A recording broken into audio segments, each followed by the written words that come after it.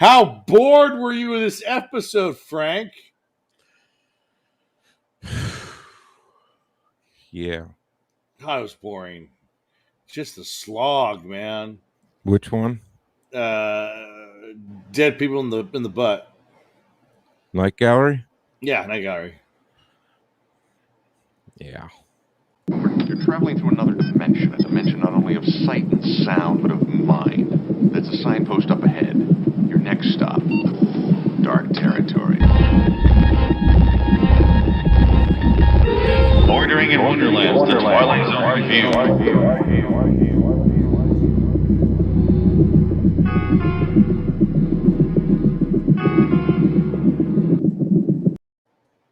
Number 1 entry.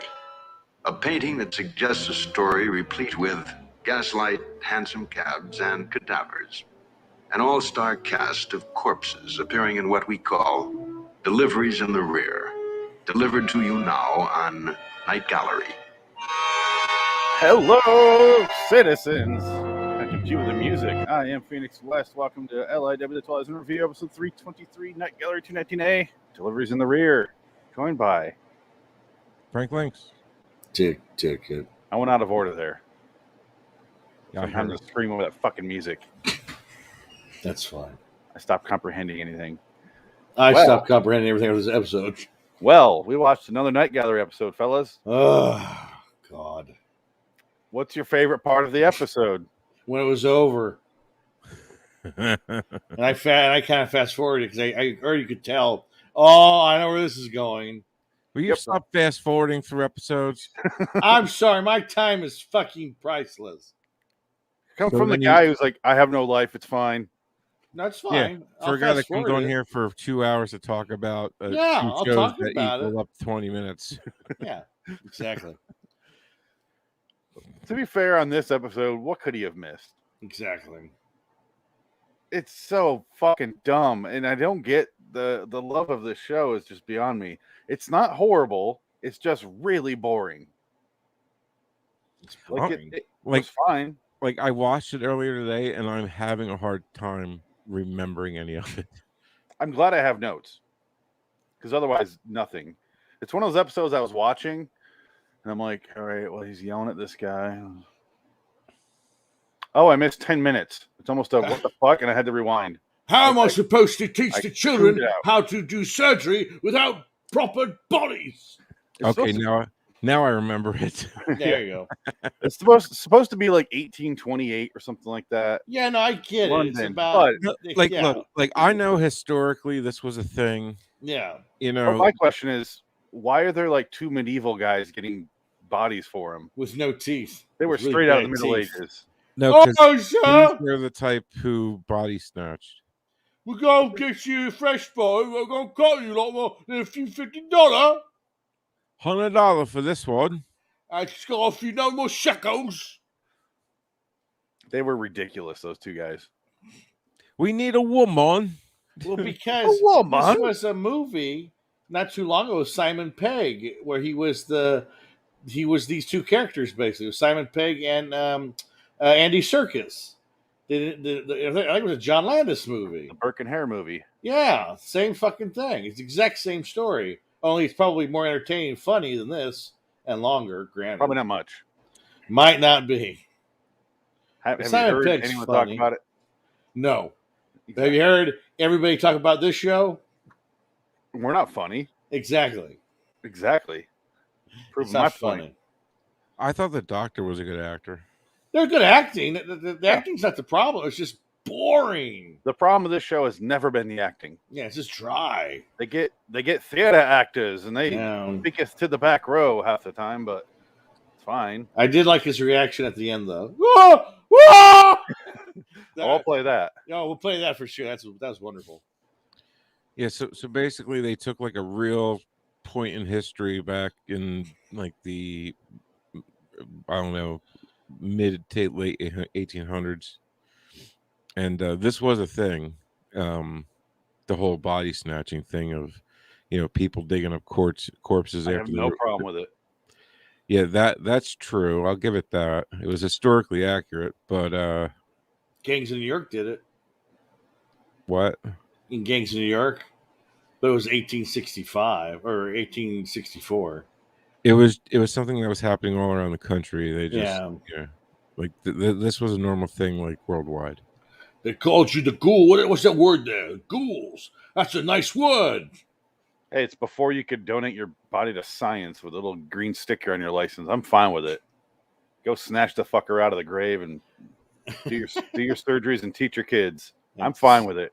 Do it with my body. I don't give a shit. But they're going to take your body. You get the necrophiliac guy who's like, oh, yeah, Fine. this is fresh. I won't know. In fact, I'd rather you do that than whatever the hell is going to happen. In my body. What if you're not dead? What if you're the Alfred Hitchcock episode? I'm fine. Well, see, this practice back in the day, like advanced surgery, like you wouldn't believe. So I'm saying, nobody's they're so superstitious. They're not going to donate their bodies to science. So fuck it. Sure. Take it anyway. Well, I think a lot of people did donate their body to science though in those days, so I wouldn't doubt it. I think there was quite a few actually. There was a guy. Yeah, there was a guy in Georgia that did that would. I think his record was like 750 bodies that he donated. That he murdered personally and delivered them. It was in Georgia, and then the school in Georgia they were raided by some entity, FBI, whatever, and Alien Ness. No, and they found it, and they found it. Yeah, they found a mass grave of just bodies in the basement of the college. Oh, fun. So he was killing. He was basically having his 80s slasher films in the 1820s in Georgia. They were already dead, Dick. Oh! He didn't kill them, make them fresh. No, they were already dead, and then when the professors, dissected it for the students, they had to get rid of the body somehow. Oh, I thought this was before. This was where he was getting his bodies. It was the basement. No, they were getting their bodies from cemeteries after they were buried. Yeah. And as you can see, this lass is still fresh. The breasts are still juggly. Let's take a cut out of her. Huh? Well, there was never any law against it, and they had to make up a law because of this stuff. That's how all laws come about. Pretty much. Chocolate chip cookies are illegal in some state somewhere. There's always some weird law, yeah. Where chocolate chip cookies are illegal. Well, you can't go duck hunting on Sundays in certain places. Yeah, so it's this weird stuff, yeah. Or no, you can't skydive on a Sunday in Florida. Well, remember, sodomy was illegal in California for a long time. Didn't stop me. What, you couldn't fuck someone in the ass on a Yeah, it's illegal. Sodomy's illegal. Where? In California? Well, like years ago. Not now, because it's fucking California butt fucks all their citizens now. I was going to say there's a lot of criminals in California. Yeah, Roman Polanski. That's why he was one of his charges was sodomy with a minor. Well, that's different. And he won the Oscar. That's different. Like with that situation, I'm not so concerned about the sodomy part. It's more the minor, the addendum to this sodomy that you have. Well, I'll double check. I'm going to look that up. I'll research. I'll do a little. No, that's what he did. That's what he was accused of. No, I'm talking about sodomy in general. No, that happened. Yeah. Yeah. Oh, allegedly. Allegedly. It was never proven because he fled. So. Anyway, Night Gallery, Deliveries in the Rear. It's the same episode. This is the A part of the Stop Killing Me and the Dead Weight. 2 episodes we've already done on this. So we're done with this fucking episode. We can put this one to rest. 219 is done. And those 2 episodes sucked. Remember one was like that Sally Field one where she's, my husband, he's killing me. Yeah. The other one was that really short about the guy who pays the other guy to make him disappear. So he kills him. Here we go. 1850 common law statute was installed in the territory of California, providing for the legalization of sodomy and setting the penalty at 5 years to life. 5 years to life. That is a wide net. And 1855 law expanded the crime of sodomy to include assault with an intent to commit sodomy, penalizing the crime with a 1 to 14-year imprisonment. So it is still, to this day, any person who commits an act of sodomy where the victim is prevented from resisting by an intoxicating or anesthetic substance or any controlled substance, and this condition was known or reasonably should have been known by the accused, shall be punished by imprisonment in the state prison for 3, 6, or 9 years in prison. Does that include poppers? I don't know. I think that's okay. Does it include 3 Mountain Dews and a Marlboro Blue? Ask Frank. I was gonna say you need poppers for some anal. You know? No, but you're good because you're in Jersey, right? Jersey don't care. Jersey, you can butt fuck a pig. It don't matter over there. They prefer it. Thank God. Thank God. That's how their governor got elected. Fuck around, all right. He gets lost past. I love my governor. Right? He lets me fuck my pig in the butt. He's like, by the way, I really want to make sure everyone's on board. I am definitely passing this law. Vote for pig fucker. I'm out. Listen. Pig sodomy is okay, and you ought to be. Oink oink, baby. Once you go pig, you'll always go big. The other white meat. Once you go pig, you're used to fucking your wife. Did you see that movie? Out. Did you see that Nick Cage movie, Pig? That's what it was about. Yeah. Why do you think it's so attached to it? That's the subtext. That John Wick fucked this dog, and I'm cool with that. Nick Cage was just in the news saying that he had to fire his therapist because the therapy he was going through wasn't working for him. Oh my God. No shit. I guess he keeps showing up places drunk out of his mind. Like he's got something's happening. I think he's sad. He needs to come on the show and be cheered up. He's sad he didn't win a Golden Globe for Pig. Well, that no one cares about Golden Globes. He should get the Oscar. When they announce the Oscars here, that's gonna be soon. You know what, Dick? If you were nominated for Golden Globe, I guarantee you'd be there. Oh, absolutely. So why don't you shut up? I would be there in a heart second. Are you kidding me? You get the free dinner, you get the drinks. I get loaded. I'd be like, hey, Scarlett Johansson, I bet you're a fish in the sack, cold fish in the sack. That's my ex-girlfriend, Scarlett Johansson. February 8th, they announced the Oscar nominees. Who cares? Whatever only for Nick Cage. If he doesn't get nominated. I hope so. And not for the prisoners of Ghostland. We're ignoring the chip. You're in for a treat with his performance. Just moving past it, so Frank can shut up. Oh, how come that one student stands up when he pulls out that old man who weighs 60 pounds, and he goes, "It's just, I don't know, it's just not appetizing." He's like, "Luckily, we're not eating him." Actually, we're dissecting him yet. What's for lunch? Liver. Eat him. I wish he made him eat him. My grandfather loved liver. Ugh. You livers. You know, it was a better episode of Night Gallery with a teacher and students. Class of '99. I thought you were going to say yes. The Carl Reiner episode. It was probably the best Twilight Night Gallery they ever made. Carl Reiner episode. It was the Cthulhu one where he's saying Cthulhu, and he turns into a monster, and at the end he's like, "Okay, class, I will see you tomorrow," and he's like a swamp monster. We haven't done that one. Did we not do that one? No, I thought we did that one. Nope. Well, maybe because I watched it like it was on the tail end of one of those 3-parters. I thought you were going to say telly. It was telly. on the telly. It was on the telly. I saw it on the telly. Did you watch an episode that you shouldn't have? Probably. I would never do that. Me neither. I'm so excited when I see it. I'm like, yes. Like, yeah. Woo! And I throw my hat. Escape. I can't imagine sticking around for another one. No, Class of '99, was that Night Gallery or was that Twilight Zone '85? That was Night Gallery because that was Night Gallery. Yeah, it's where they were Rubits. Oh, okay. Because I always confuse. I always think you weren't here for it. I wasn't here for it because I always think of Class of '99 as the Adrienne Barbeau gargoyle episode. Oh no, that's the '85 one, and that's called.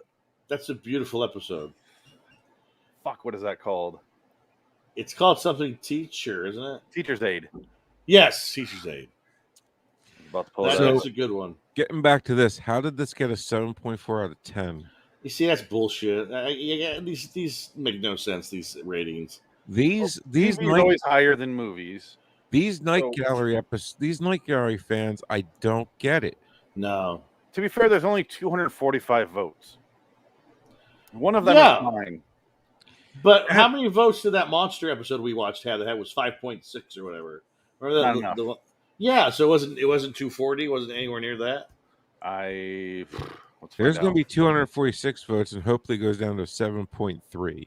That had 265 votes, so it actually had 30 more.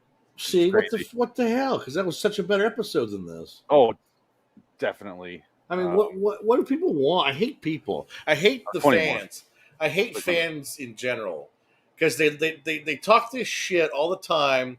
Where if they don't get what they want, oh, this show's terrible. Then they try to do something. I want something different. You do something different. Oh, that was terrible. I want the old stuff. You're like, well, what do you want? Stop fucking watch talking. Things without your stupid fucking expectations. Just enjoy it or don't. Jesus, I mean, seriously. I will admit I was like really hoping to love Night Gallery because Rod Serling, but I'm not going to be like it's amazing because Rod Serling, and therefore everything I'm watching, I have to say it was great. Like no, it was no. This isn't terrible. This episode, it's not. It's just boring. It's just boring. But also, you got to remember, Rod Serling at this point was like hating his job at this point. Because remember the interviews with Dick Cavett? He's saying like they want to do this with the show. I disagreed with them. They're going to make me do it anyway. I'm like, I'm just the host now. I don't even care anymore. Remember how sad he looked? Where he's like, I don't even know what the fuck. Yeah, even he was like, I can't do anything about this anymore. It's done. Yeah, that's when the corporate Hollywood destroyed that man. It's like, wait a minute, I have to stand here with my horrible sideburns and talk about a painting. What is this shit? He's not very appetizing. Why is he has a skull over here and like a jar of brains without any liquid in it? No, that's cornflakes. It looks like brains. I don't know. Is it? Oh, I can't tell from the same. Or it could be a lower upper intestine. It's clearly a kitchen, though. He's got like 2 books and a burner. If this was a Guillermo del Toro set, it'd be a bunch of fetuses in jars. For some reason, he has a pot way up top. Yeah, that's for draining the blood or pissing. Look at this guy. Oh, can you imagine being that skinny where they're like, "Hey, you look like a corpse. Want to play a corpse in our episode?" Would I? Do you know how much I kill to have a body like that? You know, it'd be fun though. This would be a fun twist. Is if the episode is about this, and he's like holding it up, and he's like, "This corpse feels really real. Like, where do you guys get this?" And the episode pulls back and gets meta, and the episode makers at Universal use real bodies to make their corpse. That would have been cool. That would have been ahead of its time and interesting. But no, we're bored to tears with this shit. Yeah, there's some Twilight Zone episodes that do that. Is it? Yeah, there's one where is that the Trouble of Templeton, or is it World of Difference? World of Difference. Yeah, I like his sleeves though. Look at those sleeves. I want to bring that style back. He reminded me a lot of Cameron Mitchell. Oh, shut the fucking door! Those sleeves are so the blood that gets all over his jacket doesn't get on his jacket. I understand that. He's saying he likes the fashion look. All right, you gotta bring it back. Let's do it. Let's 1825 doctor surgeons. I love when they have that scene where you see that he doesn't care about these bodies because he takes them off and whips them on that man's chest. He's like, "Find me another one. This one smells like your asshole." But here's the guy from the Middle Ages, and the reason I say that is because he reminds me of Dick. Frank, you probably won't remember this movie because it's an MST. The Robert. Oh, what the fuck? Robert Zadar? No. Why am I blanking on the name of the movie? It's a Roger Corman movie, not Robert. Oh, the Roger Corman movie they did with the Middle Ages and the witch and stuff like that. But The Terror. That's not that one. That's the one with the really good. It's the one with the really good dialogue. But anyway, he reminds me of that where he picks up bones and he sings a song. Like, all day picking up bodies. Oh, but he reminds me of him. Yeah, less than 2 hours. You said you preferred them fresh, Doctor. Where did you find him? Just a spot of luck, Doctor. A little good fortune on our part, eh? Do you think those are real teeth? $50 at least. I think they were. Yeah. At one point, now we can open tuna cans. Oh, method. I broke my tooth. I took a bottle. I broke my teeth. I tried to Popeye open some spinach too many times. I didn't drink enough orange juice. Man, he is an unfortunate looking man. But he tells him right there, I'm killing folks pretty much. And he just doesn't give a shit enough to and that's the point. Exactly. That's the point of the episode. He doesn't care. And boy, will he. Oh, will he. Here's the problem with the end of the episode. I wasn't thinking about it. We're going, oh, here she. I was like, oh, it's probably that girl. Oh, it is. The problem is, I forgot she existed. Exactly. Yeah, you know what? I had to rewind to see if that was the same bitch from the. What's it's a bad shot of her because it's like she looks like she's been dead for 3 days. It's like her color's off and it looks like, oh, is that a doll? Like I don't even. Oh, that's her. But I was like, is it her? They straight up murked her.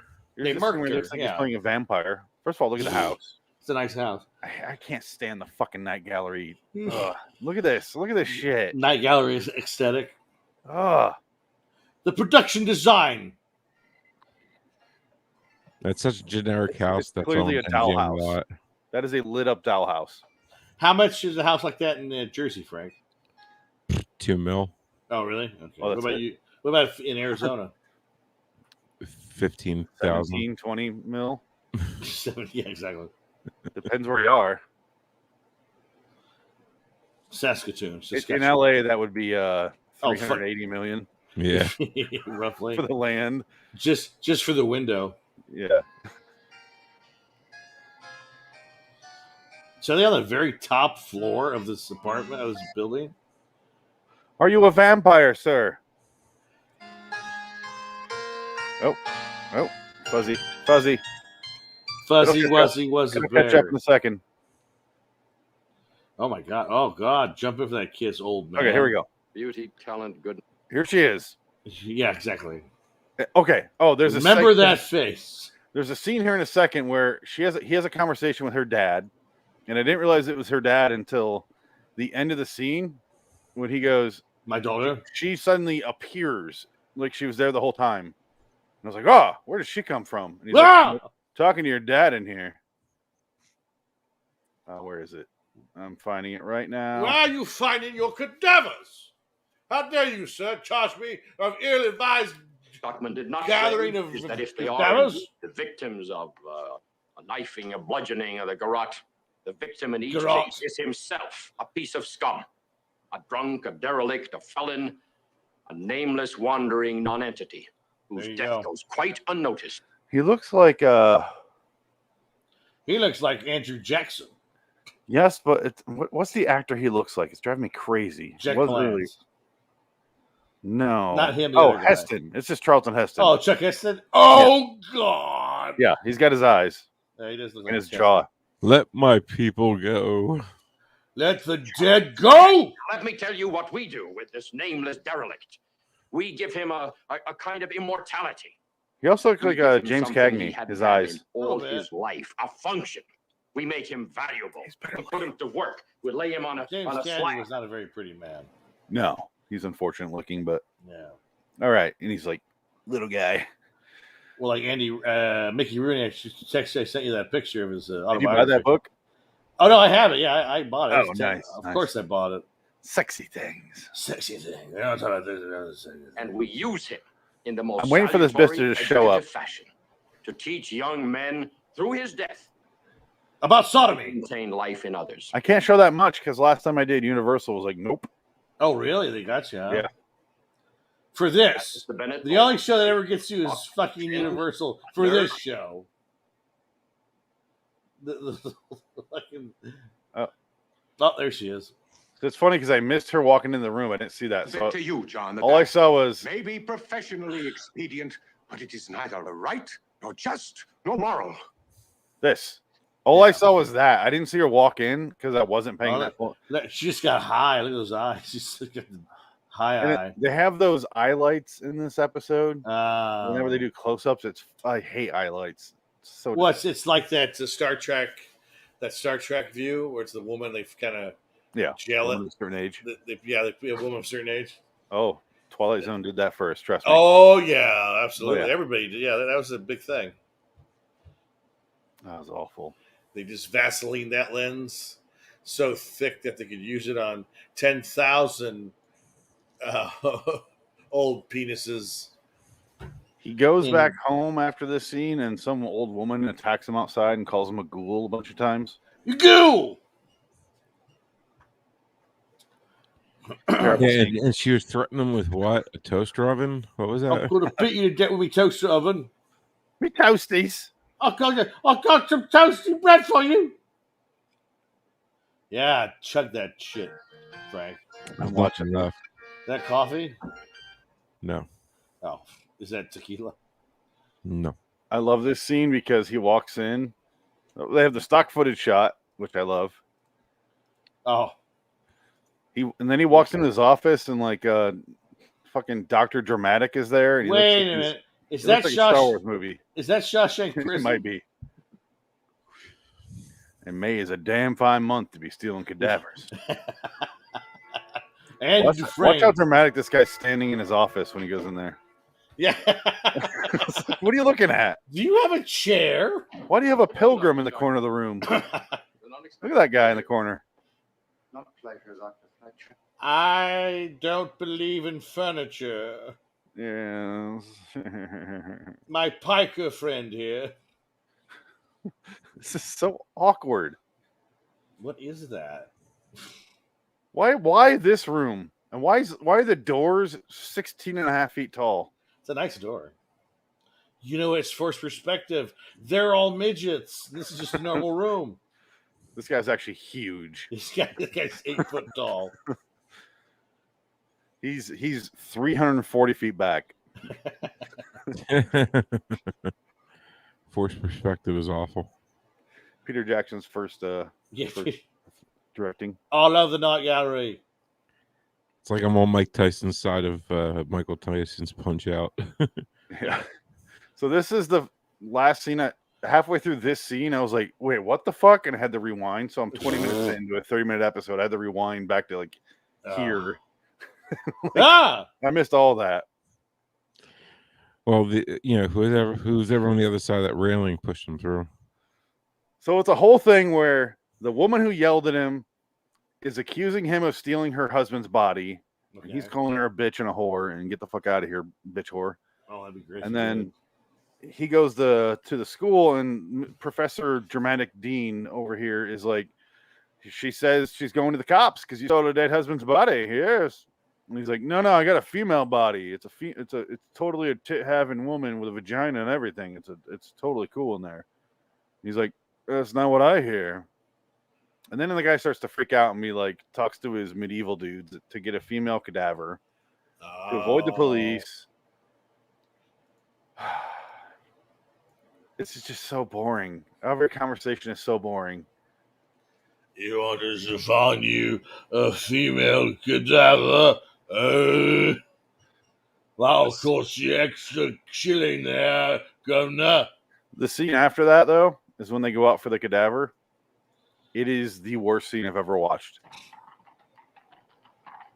I can't see anything. It's in if you can't change the universal backlot, yeah, that looks like 1930s, 50s, whatever, New York City. Pump in the most amount of fog ever. Have Rod show up with smoke. That's smoke. That's like the camera is just in a fucking box of smoke. It's both. It's being shot from Rod Serling's lungs. It's not black enough. Yeah, exactly. Come inside my lungs. All right, get down and ask him. Why me ask him? What are we looking at here? I don't. What are we looking at here? Honestly, I don't understand this at all. I just don't give a shit. Well, blimey, I can't see a bloody thing out here in the fog. Rod Serling got to stop smoking. It's not good for you. I'll be dead in a week because of this episode.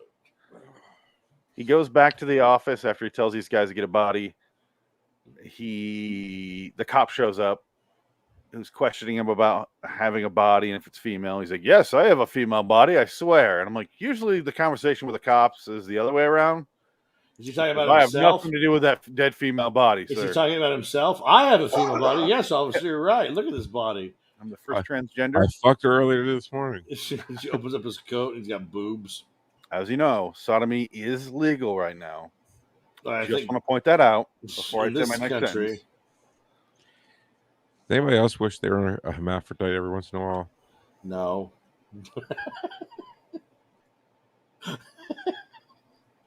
The musings of Frank.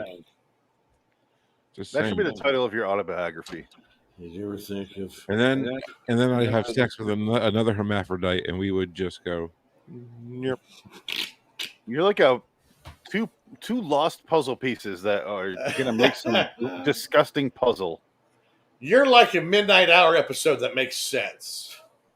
Thank you. You don't exist, Frank. It doesn't exist. Oh, damn. That's a conundrum myth Frank, wrapped in the middle. You missed the most baffling episode. Oh my god! You marked midnight hour last week or last Sunday, last Oh, Saturday. We had to watch the episode. We changed live. the show. We changed the program, the way the show is done. We really broke it down like JFK, like back into the left with the video, and we're like rewinding and watching it, and we made that the whole episode. Still made no sense. And I still have more questions than ever. No, sorry, I was in an antibiotic coma. And I also have no memory of what happened in it. All I remembered was that the son kidnapped the mother, and they were Oh, really that weird. episode. The incest was really weird. Here's the problem. I remember every episode of Inside Number 9, and I can tell you what I like about it and what I don't. Yeah, sure. And this show, they're all the same. Well, yeah, it's always the same. It's always the same theme. Check out LIW Anthology Series Review podcast or video show on this YouTube, Lord of Wonderland, because that show is. We show the whole episode and watch it with you. It's something. And we can because nobody gives a shit copyright wise because there is no copyright. It's public domain. It's public access TV show. Sorry, we don't need the express written rights of anybody because there aren't any. Without written, confirmation by Lee Martin. Stop showing my episode. If he told me to cease and desist in a black and white video of him in front of a couch, oh my god, that'd be amazing. I need to sue you. I don't want to. Oh, that would be the first episode we played. I don't actually have a lawyer. I would frame it. I keep forgetting to play you that special treat I keep promising. Yeah. Problem is I don't keep notes for that show because we're doing it live. So okay, I'll remind you next time. But it is something. We're not doing it until next week anyway. Yeah, next week. Yeah. Anyway, that's far away. Back to Night Gallery. No. So much fog you can't see shit is one of my notes. The next one is he shows the cop the female body, the medieval guy does, and then he threatens to I'm still gonna go into your lab and find out what the hell you are and nail you to a cross, or what the hell he says to him. Whoa, that's fucking deep. He threatens him. I don't remember what he says. Sodomy's legal here in London. Of course, I'll give you a Jolly Roger ring. Drugged or not, sodomy's legal. I like you. Yeah. That is true, by the way. What is? About about all that shit being legal in England. Oh, sure. I think they'd be behind the times on that. Well, I don't know if you know what. Maybe not. Because they abolished the death penalty on guns. Yeah, but Alan Turing got he was a homo and he got either prison or chemical castration. Yeah, he got chemical castration. Yeah. Yeah, I mean that's the only thing the English are not progressive about is homosexual. Even though everyone in England is bi. They also call it buggery. Yeah. Every actor, every king, every queen, everybody according to Netflix television, everybody's bi and everybody does each other. According to late night cable television. A very reputable source there. Yes, exactly. Historically accurate. I'm looking to see right now what the update is. The French courtesan has arrived, my queen. Yes, bring it to my chambers. And in 2010, they're all equal. Damn it. Boo! See some weird laws. Boo! Okay, so he goes into his lab there with all the students there. Apparently, he never checked out the tits in his body before. He just wanted to go in fresh with all the kids there. Well, he's a professional. He likes pulls, to be. And right when he pulls her out, that's when I go, "Oh, it's probably that girl. I forgot she existed." Yeah, I forgot about his fiance. My fiance. And then you get this fucking reaction. Woo.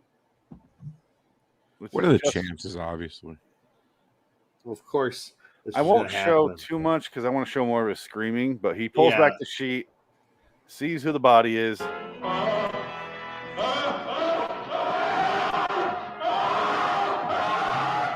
He scares Peter Cushing.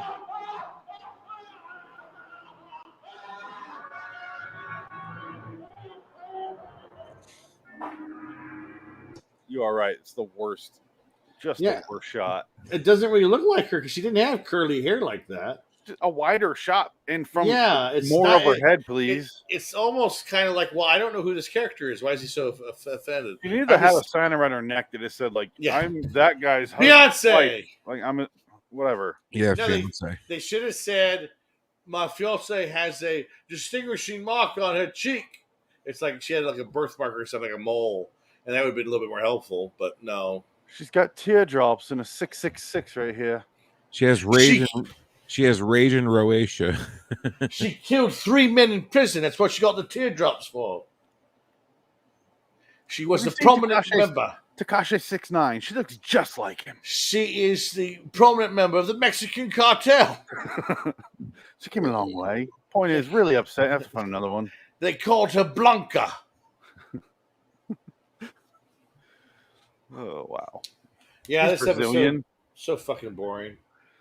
So boring. But I didn't hate it. It's not bad. No, it's not bad. It's just boring. That's all. Like, it's interesting enough. I gave it a 5. Yeah. The problem is with this episode, and why I'm even more pissed, because Frank said it has a 7.4, is watch. Oh, wow. Okay, so this one, and this is the next one. Oh, no. This right here, where this woman cries. Oh, yeah, we saw that one. And then the third part is this. We saw this one, too. Yes.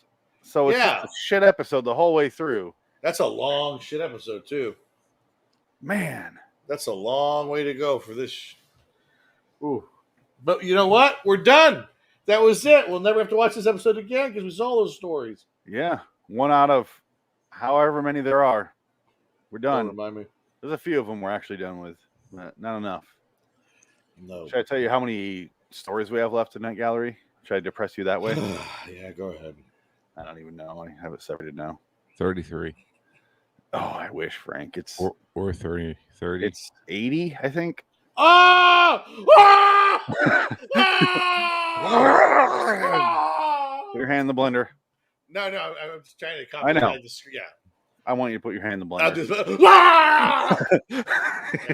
one. Throws his headphones at the screen. He does his best Chris Farley impression. Yeah. Remember that time I put my hand in the blender for Unfriended and I never got a job again after that? That was cool. I'm not really in anything. I don't think. I don't really follow careers of character actors in high school movies. He's asleep. Let him go. Frank's asleep. I give it a 5.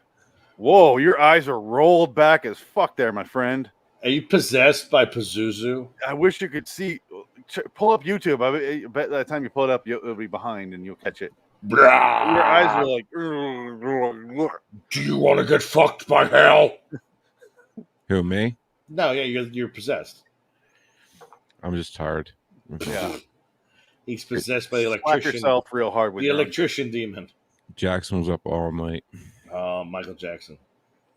Why do you have anything to do with your kid? I don't. Shamon. He doesn't need to see me. If he wants me, he can ask for me. Because my wife has to work in the morning, and I don't. Yeah, I know. Oh, okay. I told a friend that at work. He's like, how's the baby? I'm like, oh, I don't know. He's so rude. He doesn't talk to me, so I don't talk to him. Yeah, exactly. But if he wants me, he needs to start calling me by name. Here's the thing. He hasn't gotten a job yet. He just sits all around all day, watches TV. Hell with him. He's like drinking his drink and his drink. All he cares about is titties, you know? Yeah, getting his titty on. Titty. I showed Missy the picture. She went, "Aww." Yeah. He's adorable. Yeah, he is. So this episode sucks. Yeah, I think it's time to move on. Yeah, I do want to a little bit of housekeeping here. Oh God. Well, no, it's the polls and stuff. Oh yeah. I do want to give a shout out because on my calendar I got January 28th of 2014, The Incredible Negative Man debuted. That show's been through a lot and it's done. I don't want to do it anymore. But the Twilight Zone Twitter poll number 6 has ended. It started off with 128 episodes, whittled down to 4, and now we have our winners. So these are the episodes we're going to do. We're going to redo a redux of. You guys look. Frank is shaking his head. Dick, you look. I just don't understand how Death Has Revisited didn't win. It's not the best of that bracket. What was the other one? The Walking Man? I'm sure it's fine. The winner. There was 4 brackets. Each one of them had a winner. I let the winners of those brackets compete against each other, and then ranked them in order of who won the poll. I'll go bottom to top. The 4th place one, which we're going to do all 4. 4th place though is The Shelter. It's a good one. Remember Ned Flanders when he built his bunker? Oh, it's that episode? Yeah. Okay. You look confused. I thought I related to you. Number 3 is On Thursday We Leave for Home, which, Frank, is the one episode from season 4 you missed. So you get to do that with me. Yay. I'm excited for that. Number 2 is number 3, sorry, On Thursday We Leave for Home has Brooks from Shawshank. That'd be fun. Brooks from Shawshank. Number 2, Will the Real Martian Please Stand Up? Classic. And then, because people don't like to vote in their actual with their brains, it's Let me guess. Nightmare at 20,000 Feet. Oh, okay. I was gonna say. Well, I mean, that's not a bad episode. No, it's a good one, but it's Shatner, and Shatner's always fun. Yeah. Don't treat me like I'm a retarded child. I would rather have seen Death Had Revisited. That's Nick of Time. Yeah, I know. I'm just quoting Shatner. That's all. Because you at have least that. I get to play my Filthy Twilight Zone for Nightmare at 20,000 Feet. No, but you have that clip of Shatner saying, "Don't treat me like I'm a retarded child." Yeah, it's right here. Yeah, it's I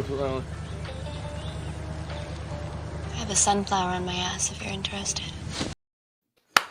There you go. Well played. Give the people what they want. Is what I say. I love that. I love that one just as much. We've had that one for a long time now. It brings back good memories. Did she tattoo her colon? Did she shove a literal sunflower up her ass? Because that's a big flower. Bleached her asshole, and it's in her asshole. I don't. Frank brought this up last time. Like, he has so many questions about that line. And I think it's just a sunflower in her butt cheek. No, she said in my ass. Did she say in? I have a sunflower on my ass if you're interested. Oh, she says on. She says on my ass. I have a sunflower on my ass if you're interested. See, there you go. That's on my ass. You can hear it either way. Now, pretend she says in, Dick. You'll hear in. I have a sunflower on my ass if you're interested. I just like the musical sting that's in there. And the dad just looks back. God damn it, you fucking whore! Not as good as this music.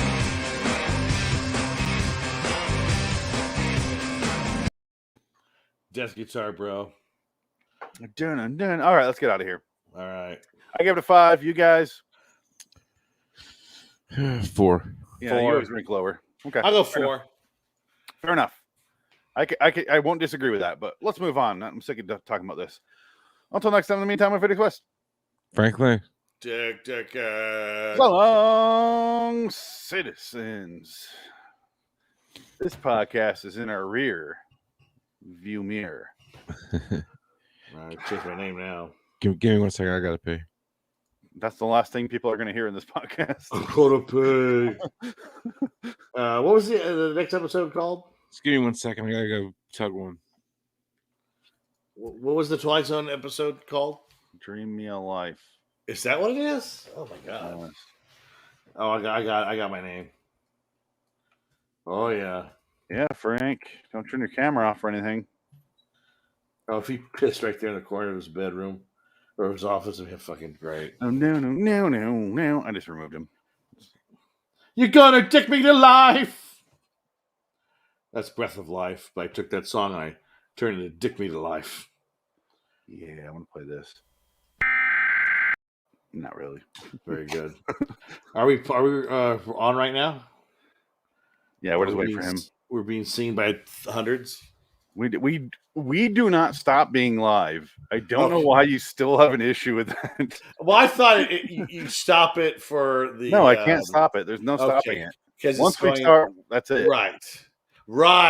Yes. Again. Now go ahead and ask him. Yes. How bored were you? It's fucking whore. It was fucking whore.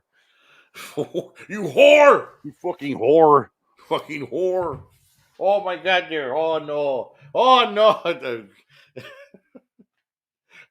Lee Martin. No. We haven't watched the 2002 Twilight Zone in a while. Yeah, remember I did all the. Yeah. I did all of it and chose all of them for the rest of all these shows, and now I'm just peppering in the reduxes. Yeah. We're doing a lot of reduxes lately, and I hope you appreciate it because you asked for it. No, that's fine. I want to, because I wasn't there for the Twilight Zone episodes. Exactly, and I want to do those. Yeah, it'd be fun to go back and watch. I don't want to get to the point where we did them all, and we still have Night Gallery left. Like we redo 156 episodes, and we still have 22 episodes of Night Gallery. At some point, we are going to end. Yeah, when the fucking sun explodes. Like episode 600, which means we're over halfway. When Frank dies from his surgery. Tell you what, if Frank dies, we'll be done. Yeah, we'll never do it again. What are you guys talking about? Oh, I'm fine.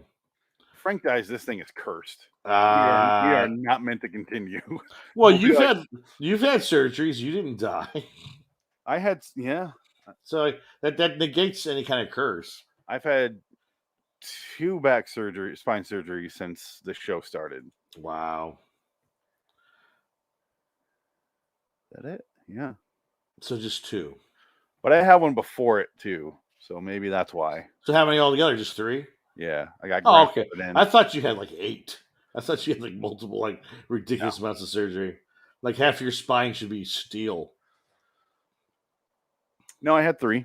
Okay. But it definitely feels like 8. Yeah. It feels like I have to get another one on my knee right now. Oh no. Ooh. It is like really? Oh yeah. Jesus. I dislocated it like 7 years ago now. Oh, from the skateboard? No, it's from basketball. What was it from when F. Murray Abraham saved your life? No. I landed on someone's foot as I was coming down from a rebound, and my whole leg just goes whoop. Oh, my kneecap was like a quarter of the way down my shin. Yeah, and then they pulled up my leg, the guy, and he goes, and I'm like, oh no, I can't walk. And then I tried to play again because I'm like, yeah, good luck with that. Did they not pull you out of the game because it was obvious your kneecap is on the other side of your leg? It's like recreational basketball. Nobody's gonna pull you out. Oh, I wasn't playing for the Wizards. I was going to say it was like the big game. No. You're the star NBA Finals, man. Yeah, LeBron beat me. You know, I got to give it up to him. He's all right. He's good. He's pretty good. He's a prick, but he's a good player. You know, he's an all right guy. You know, right. And whatever. It is what it is. We can do it. Hey, Frank, welcome back to the party, pal. What you get to eat? What are you snacking on? An apple. Oh, there you go. Clean them teeth. That's how I floss. So, yeah, sure. Even though the skin of it is what gets in your teeth. That's true. Yeah, that's the bitch of it. That's the irony of eating an apple. And it doesn't keep the doctor away. That's not true. An apple a day keeps the doctor away. That's what they told me in first grade. Yeah, you know what else they told me in first grade? I could be whatever I wanted to be. Yeah. What turns out now? They lied. What you You have a great ass. Sodomy's legal in this state, kid. Oh shit. My teacher said I can be a friend to you. I can be a friend to you. If you set your expectations low enough, you can be whatever you want to be. I remember I was told in first grade that if I tell my parents anything, that bad things will happen. Now get under my desk. If you don't, My I'm gonna expectations give are you below the desk. I'm gonna give you to swallow. You're gonna take this D, and maybe I'll write a different letter on this piece of paper. You're gonna take home to your mom and dad. You give me anything to give my mom and dad, I'm gonna bite it off. Where you get this shit? I read it. Don't you know how to read? Don't you know how to read, you ignorant fuck? Honey, you shouldn't. Ah, God, Boggs. Where you're going, you better be able to kick ass or suck dick. I need to get a 4K player because I finally have Shawshank in 4K, but I don't have a way to play it. That's the thing. Yeah, I need to get a 4K player. I there's a lot of movies. Some of them look good, and some look terrible though. That's the risk. I only have a few because getting it in 4K is fine right now because they're attaching it with a Blu-ray. Yeah, well, So that's you're fine no matter what. So yeah. But I got Snatch in 4K, and I'm like, I'll probably never watch that in 4K. Because why? The Gentleman. Would you watch The Gentleman 4K? I would, but I don't have it. Oh, okay. Yet it's on HBO all the fucking time. I don't need to buy it yet. Once it's off their rotation, I don't Is it have on to. HBO? Oh shit! I got HBO Max. I'm gonna watch that. It's on one of those channels, It's gotta be on HBO Max. And if it's on HBO, then shit. I think I have HBO Cinemax and like Stars and all that shit. So yeah, because I have Stars on Amazon and Cinemax on Amazon. And I got HBO Max with HBO Max. It's on one of them. Point is, okay. We're doing a podcast. Let's go. You're traveling through another dimension, a dimension not only of sight and sound, but of mind. There's a signpost up ahead. Your next stop, dark territory. Bordering in Wonderland, the Twilight Zone review.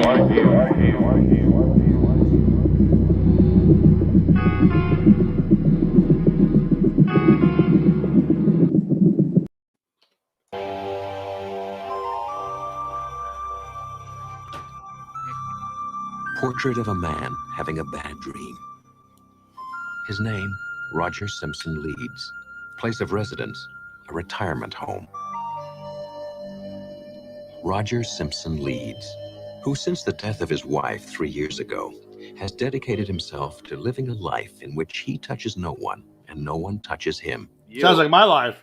But now, and Mr. Leeds is about to find himself touched by the Twilight Zone. See, I wish you would have said touched in the Twilight Zone. Hello, citizens. Welcome to LIW The Twilight Zone review, episode 324. Twilight Zone 1985's 305. Dream Me a Life. Kick my cans. I'm Phoenix West.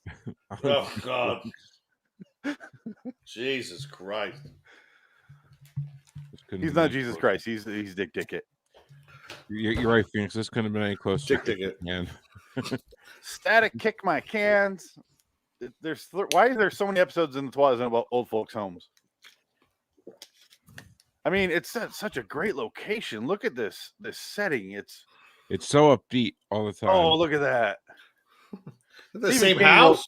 Stephen King wrote 3 novels in 6 hours there. It's great. They're all mediocre at best. Yeah. There's a secret window. Yeah. It's, we got Garth's car here. We got the Garth Mobile. Oh. What the fuck is happening in this shot? Holy shit. Like a J.C. Penney catalog shoot going on outside. Earth tones. Bohemian Rhapsody, anybody? Or they're like lining up for Euthanasia Day, and whoever comes out. Just fucking kill me already. The Kevorkian mobile's here. Just get into it. The kids dumped me off here 20 years ago. Those cocksuckers just kill me. He can't get arrested if all he does is make the exhaust go back into the car. They've been trying to steal my gold coin collection. Let's keep going back and forth. What are you going to do? Get buried with it? He stole my fillings in my sleep. They took my feelings. My children took my feelings. Okay. So, the opening of this episode is trippy as fuck. Yeah. Old man's dream were like genuinely haunting. Yeah. And then they don't ever live up to that again in the episode. I was almost hoping this entire episode would be in black and white. Yeah, I was interested. Well, I made this poster, and like I said, all I do is go I find a timeline and I go, and no, yes. And all of them apparently were dream sequences. So I thought this is how this episode was. Right. I made these posters in 2020, which is 2 years ago now. It's not a bad episode. No, it's fine. I think this is one of my higher level episodes for this 85 Twilight Zone. Yeah, I don't go that far. I would. I think it was sweet. It had a sweet end. It was a sweet message. It was like, okay. Frank's trying to. You just don't have a fucking heart and soul, Frank. Frank. You're not whimsy, Frank. You're not whimsical, Frank. Hold on. Frank, do you? Are you going to say right now you have a heart and soul? Come on. Yeah, right. All right, then. Don't argue. I used to. When you were 6? About 10 years ago. After the sodomy. Or before the sodomy. No, Life before the sodomy. No, my hand sweat like 2 balloons. I was doing Green Day. Oh, okay. I used to 12 years ago today. Yep. Oh, no. Is today the day? Is your birthday? Yeah, it's my father's birthday. Yeah. Oh, God. Here we go. Yeah. Oh. Sorry, Dick. Let me move on then. I'm sorry, Frank. It's okay. It's okay. We all have our bad sorry, days. Man. I can't. Just like that song from Batman in Batman Forever. All our bad days. Just from a rose. Just shut up, Dick. Let's move on. This episode is directed by Alan King, who did a lot of stuff, a lot of TV. He did this is the only episode of Twilight Zone he did. He did some Orson Welles interviews in the 60s. Oh, wow. Yeah, I thought I'd recognize his names. He did 11 episodes of the 85 series Alfred Hitchcock Presents. Wow. He did 8 episodes of Kung Fu: The Legend Continues, another remake of an original show. Yeah, the same cast though. And then the Twilight Zone. So that's 3 shows that are remakes of original shows that he's done. Well, he's obviously a writer. 2006. He's obviously a writer that's creatively bankrupt. He doesn't write. Director. Okay, whatever. I want to know what this EMPs for Life is. It's a documentary. A youth life on the mean streets of Toronto's suburban areas is chronicled. Oh no, I'm a tough guy on the Toronto. It's a documentary. They're all themselves. Oh, we're gonna get you. I'm a Toronto bad kid. You got to see this poster. It is. First of all, you can only see half of one guy's head, and the other girl is 60%. There you go. Jesus. The hell is awful. Okay, so thank you. Yeah, I just gave up. Okay, so TZ is going to touch him, is what I heard in the intro there. Yes. It's true. You did say that. Oh, I thought you had a question. You were just you said touch him, and I went touch. You're doing the special touch there. No. So his wife is dead. He's a curmudgeon. His new next door neighbor in this is back when retirement houses were literal houses that you just have a room in. Right. Yeah. Because back in those days, they had the honor of dying before they turned to 80. And now modern medicine is just keeping these old people alive, sucking the Social Security from us. It's before people with who made money selling meth could buy corporations and make these buildings where you just go to die in. What are you pointing at? Hospice. Frank is going Pazuzu on us again. What? You're gonna suck cocks in hell in the Twilight Zone. Oh. He's going googly-eyed. You'll be fisted in the Twilight Zone. Googly-eyed Pazuzu. No, sorry. I'm just Pazuzu. Don't mind me. I'm just beat. No. When you fall asleep, we'll laugh. I'm not going to fall asleep. It's just Jackson ran me ragged today. I did one episode a long time ago with him just sleeping on camera. Just make sure you don't sleep with a cigarette in your mouth and it falls and you catch on fire. Yeah, I remember waking up and it's just StreamYard. Microphone. I left it on. I'm like, I go, holy shit. Hello? Oh shit. And it was watched by 17,000 people. No, that was back when I Live. was working 90 hours a week. Yeah. Yeah. Always got a reason. Always got a reason. Yeah, there normally is a reason why I would fall asleep on a podcast, Phoenix. I'm on some hardcore dope. Smoking those reefer. Oh, I need to change the banners. Reefer cigarettes. Not for nothing. I haven't smoked dope in a long time. You just take remember when you did that gummy? I think that was when you passed out.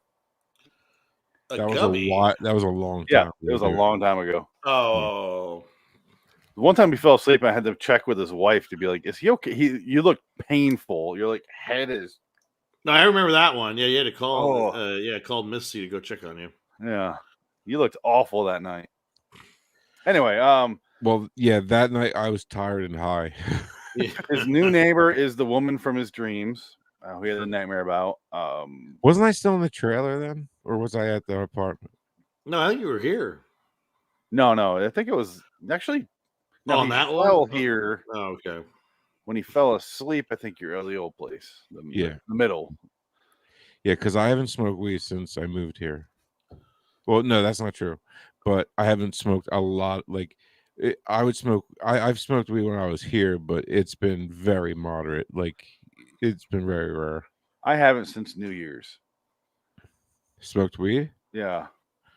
Yeah. No, I'll take a little bit. Thank you. No, the last time I smoked dope was Thanksgiving. Don't call it dope. Dope is like heroin. No. The Buddha. Call it the Buddha. You can call weed dope. It's fine. It's like so 1962. When I hear dope now, though, I think heroin. Yeah, I always think heroin. Yeah, too. I know. That's why I say it, because it makes people, think heroin, and I'm like, you stupid ass. I'm not heroin. I used to do dope. It's like when I used to smoke cigarettes. People go, "Do you smoke?" I'm like, "Yeah." They're like, "Okay, cool." I didn't know if you'd be cool with that. I'm like, "Cigarettes, right? What's what we're talking about?" I'm like, "No." I shouldn't have said anything. Reefer. Yeah. I actually found a new pill connect down the street. What, for your narcos?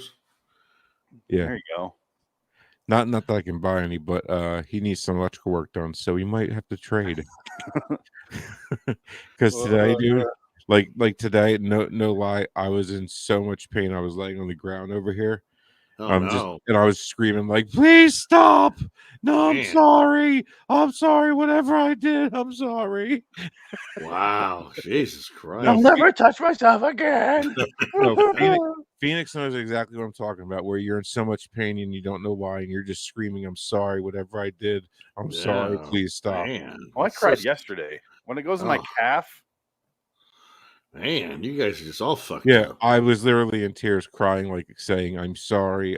Whatever I did, to deserve this. I'm sorry. I won't do it again. Please stop. Wow. Please stop. Please stop. Please stop." Wah, wah, wah.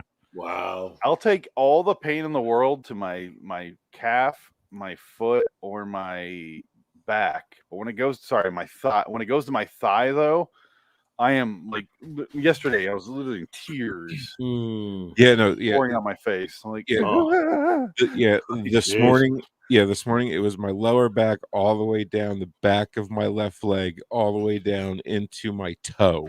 Man, like it was a constant stream from my toe all the way up the back of my leg into my lower back, and that's rare. Jesus. Normally it's just spots, what I mean? But this was, and I was in tears. I just have crippling emotional pain. I can tell. The problem is you don't have them. You don't know what pain is, Dick. You don't know what pain is. No, not you really. don't know what it's like. Pain is not just being a Jew, Dick. I'm fine with that. Are you Jewish? No, not at all. Portuguese. Portuguese. Yeah. Are you Portuguese? Quarter Portuguese. Yeah. What else are you? Don't know. There is definitely Jew in you. I'm sorry. Probably. No, I don't doubt it. Look at you. Everybody always says, "Oh, you're not from Chicago or the East Coast." Oh yeah. Every time, like, no, I'm from California. The fuck? What the fuck? It's always that reaction. I think you're 25% Portuguese. I think you must be like at least 15% Artie Lang. Yes, yeah. No broken heroin nose though. No awful burnt out coke nose. We didn't blow your No, nose off your head. There's got to be at least a Oh. quarter Jew in you. I don't doubt it. I wouldn't be surprised. I love Fiddler. Do you want a quarter inch of Jew in you? I converted Judaism when I married Cynthia. You know this. You know I love kosher pickles. Does that count? What? Yeah, living in the past 2,000 years of rich history. You're goddamn right, living in the fucking past. You look like you'd be a slave for a pharaoh. Probably. Wow. Sure. Too soon? Yeah, too soon. If it even happened, which do you love or hate pyramids? Just curious. Yeah, I hate them. How it went through and just transitioned into you. The pyramids weren't built by slaves. They're built by aliens. Come on, we know this. You're the crazy hair. Aliens. That's a great answer, but you're wrong. It's aliens. No. They weren't built by Jews or aliens. No, they were built by skilled. Catholics. No, they were built by skilled workmen, and everybody who worked on them got their own tombs in those other 3 pyramids, the small ones next to them that nobody ever talks about. Well, all I know is during the Bronze Age, they had the pyramids already there. They got raided all the time because they put gold in them. So they were like fucking. They talk about the curses. The top, and shit. Yeah, the top was pure gold. Yeah, they're talking about. You go to Brendan Fraser goes in there and there's a curse. Shit, they raided him 5,000 times over before. Time out. Brendan Fraser never raided a pyramid. Excuse me. Point of order. He did find the rock. The second one, Scorpion King's tomb. Yeah. Aha! He also got cursed by the anti-thinner man, and yes, life has turned out differently for him. Arnold Vosloo. Who, Evie? Poor Brendan Fraser broke every fucking bone in his body. He's in constant pain. Talk about constant pain. He was saying he's in constant pain because of all the stunts he did in all those movies. They basically wrecked his body. So is Keanu Reeves. Yeah, no, they're fucked. People make fun of him for having 2 different stunt dudes. And like, do you fucking blame him? He's 53. No, yeah, like, Jesus Christ, leave him alone. Well, did you see that picture, that meme where Brendan Fraser has like a bunch of fast food in his hands, and he's a big doughy guy now? But then it says on the bottom where he's shirtless, and he's like, can you just be buff and George of the Jungle and all the subsequent movies? If you don't deserve me at my best, you don't deserve me at my holding all the food for you. Something like that. Let the man eat a burger. No, he did. Yeah, that poor guy went through the ringer, man. He's working in a bunch of good movies lately. Well, now he's got his reconnaissance. His Matthew reconnaissance has happened. I don't think he's because he doesn't Crash, and that won best picture. Yeah, but that was also like 16 years ago. He wasn't See No Man. I rest my case. The dude was fucking shredded. Let him have a burger. Yeah, leave him alone. Yeah. Well, people like to just mock everybody. It doesn't matter. Well, all you need to know about Brendan Fraser, where you live, Dick. Watch Airheads. Yeah, exactly. Airheads. Yeah, Airheads. Yeah, that's it. I say no more. Rest my case. Because I love you. Say it again. Yeah, if they're so hot, how come they're not blowing up the charts, dude? Because you don't play them, dude. You suck. Yeah, he's got a bunch of easy listening shit shingles. Yeah. Micah McKean's ponytail when he pulls him. Yeah. I just watched that like no, don't put me in the closet, man. My aunt was buried alive. And then Kramer's in it for no reason. He has to do John McClane. You're right, yeah. For literally no reason. With the machine gun, he gets the gun and the Uzi, and he drops it. Do you have any military experience? I was in the Merchant Marines. Yeah, Marines, copy that. Yeah. That guy's in commercials now for cars and stuff. It's weird. Oh, the guy that was in Starship Troopers and who's holy shit, he was Iguado in Total Recall. He's like an old man sitting in the car and he doesn't say a word. He's or toll booth or something like that. And he's like, really? I haven't seen that one. That's him. So that's why you watch basketball. So you watch all the commercials. I watch, well, and then she watches like fucking the Property Brothers who shower together, definitely. And I'm so pissed off. Isn't the Property Brothers one of them going out with Zoe Deschanel now? Yeah. Oh, it pisses me off. I don't know how Why? that works. Because she's so pretty and pixie, and he's like, she would annoy the fuck out of me. He's queer for his brother. She's a girl. You'd be like, yeah. Oh, shut the fuck up, Zoe! Like immediately. No, you're stupid. Don't say anything. Don't you think it's funny that like? I want to talk about Ringo Starr. Like she'd be you saw 500 Days of Summer, right? She'd be the last 10 minutes of 500 Days of Summer where you're just like, you want to strangle the bitch. He's moving on. Yeah. And they realize they're both happy without each other. Right. Even though he's alone. I think in that movie. Well, yeah, no, that's the thing. She goes, there I am sitting in a coffee shop and a guy's just reading the right book. And so I go to talk to him. And I'm like, oh, he's reading the right book. Like, what the fuck does that mean, you whore? That's what that means. Yeah, you fucking bitch. He's reading Highlights for Children, the March edition of 2010. By the way, your dad sucks as a DP.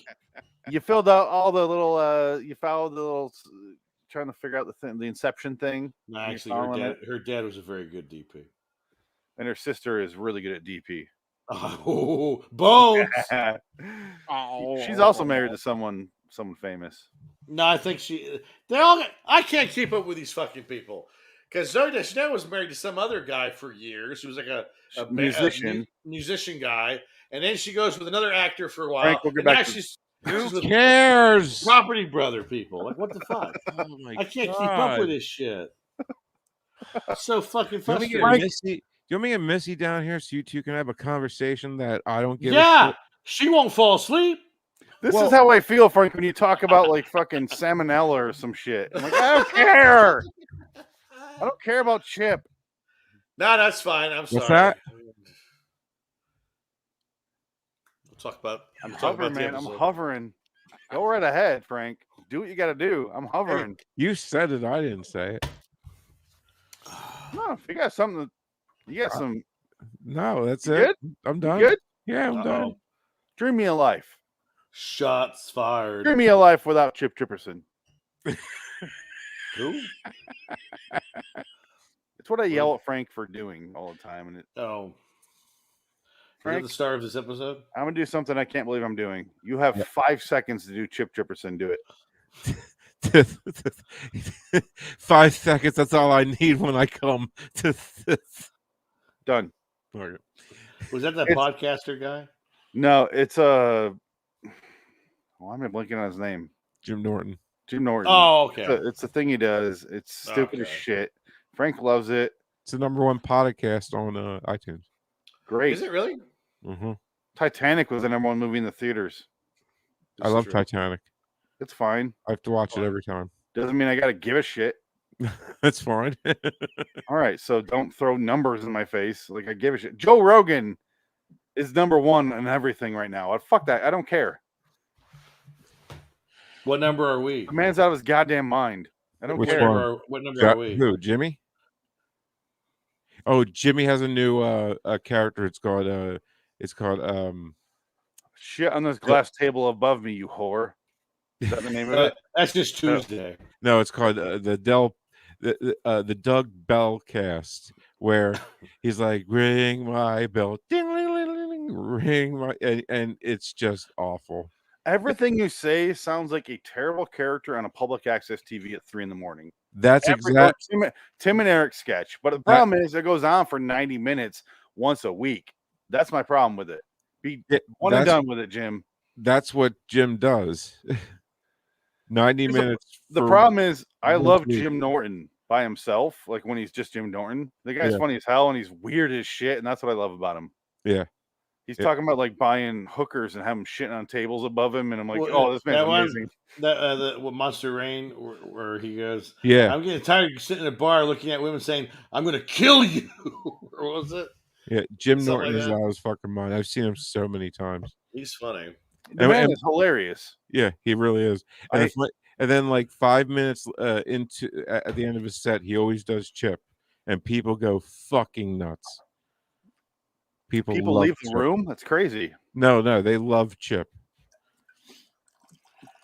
and now he does Doug Bellcast, and you're the reason, Frank. You're the reason. So cringe.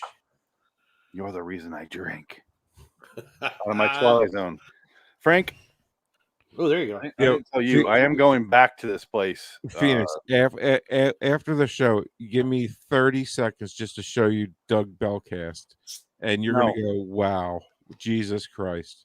I don't like it. I personally don't like Jim Bell or Doug Bellcast. I really don't. But you have to see it.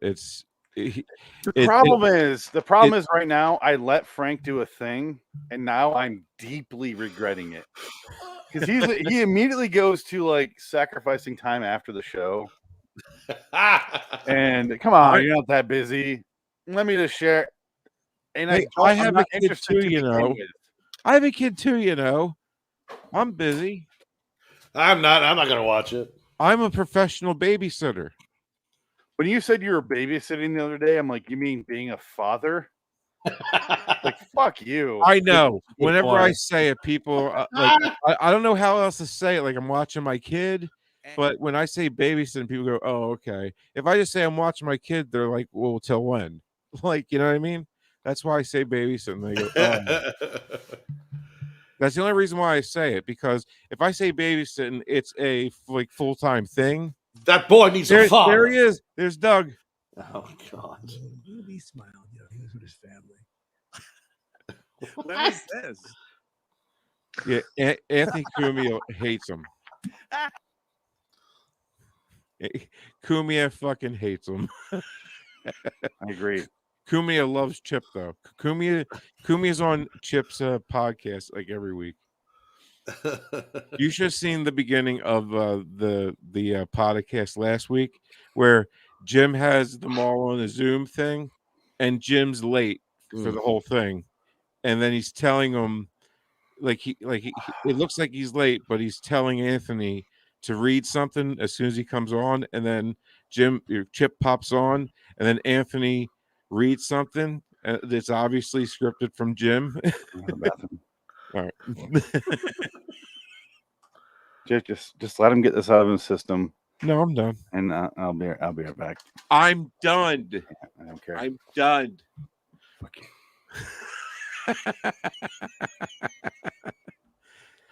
All right, Doug. Is that your character, or are you going to play the character?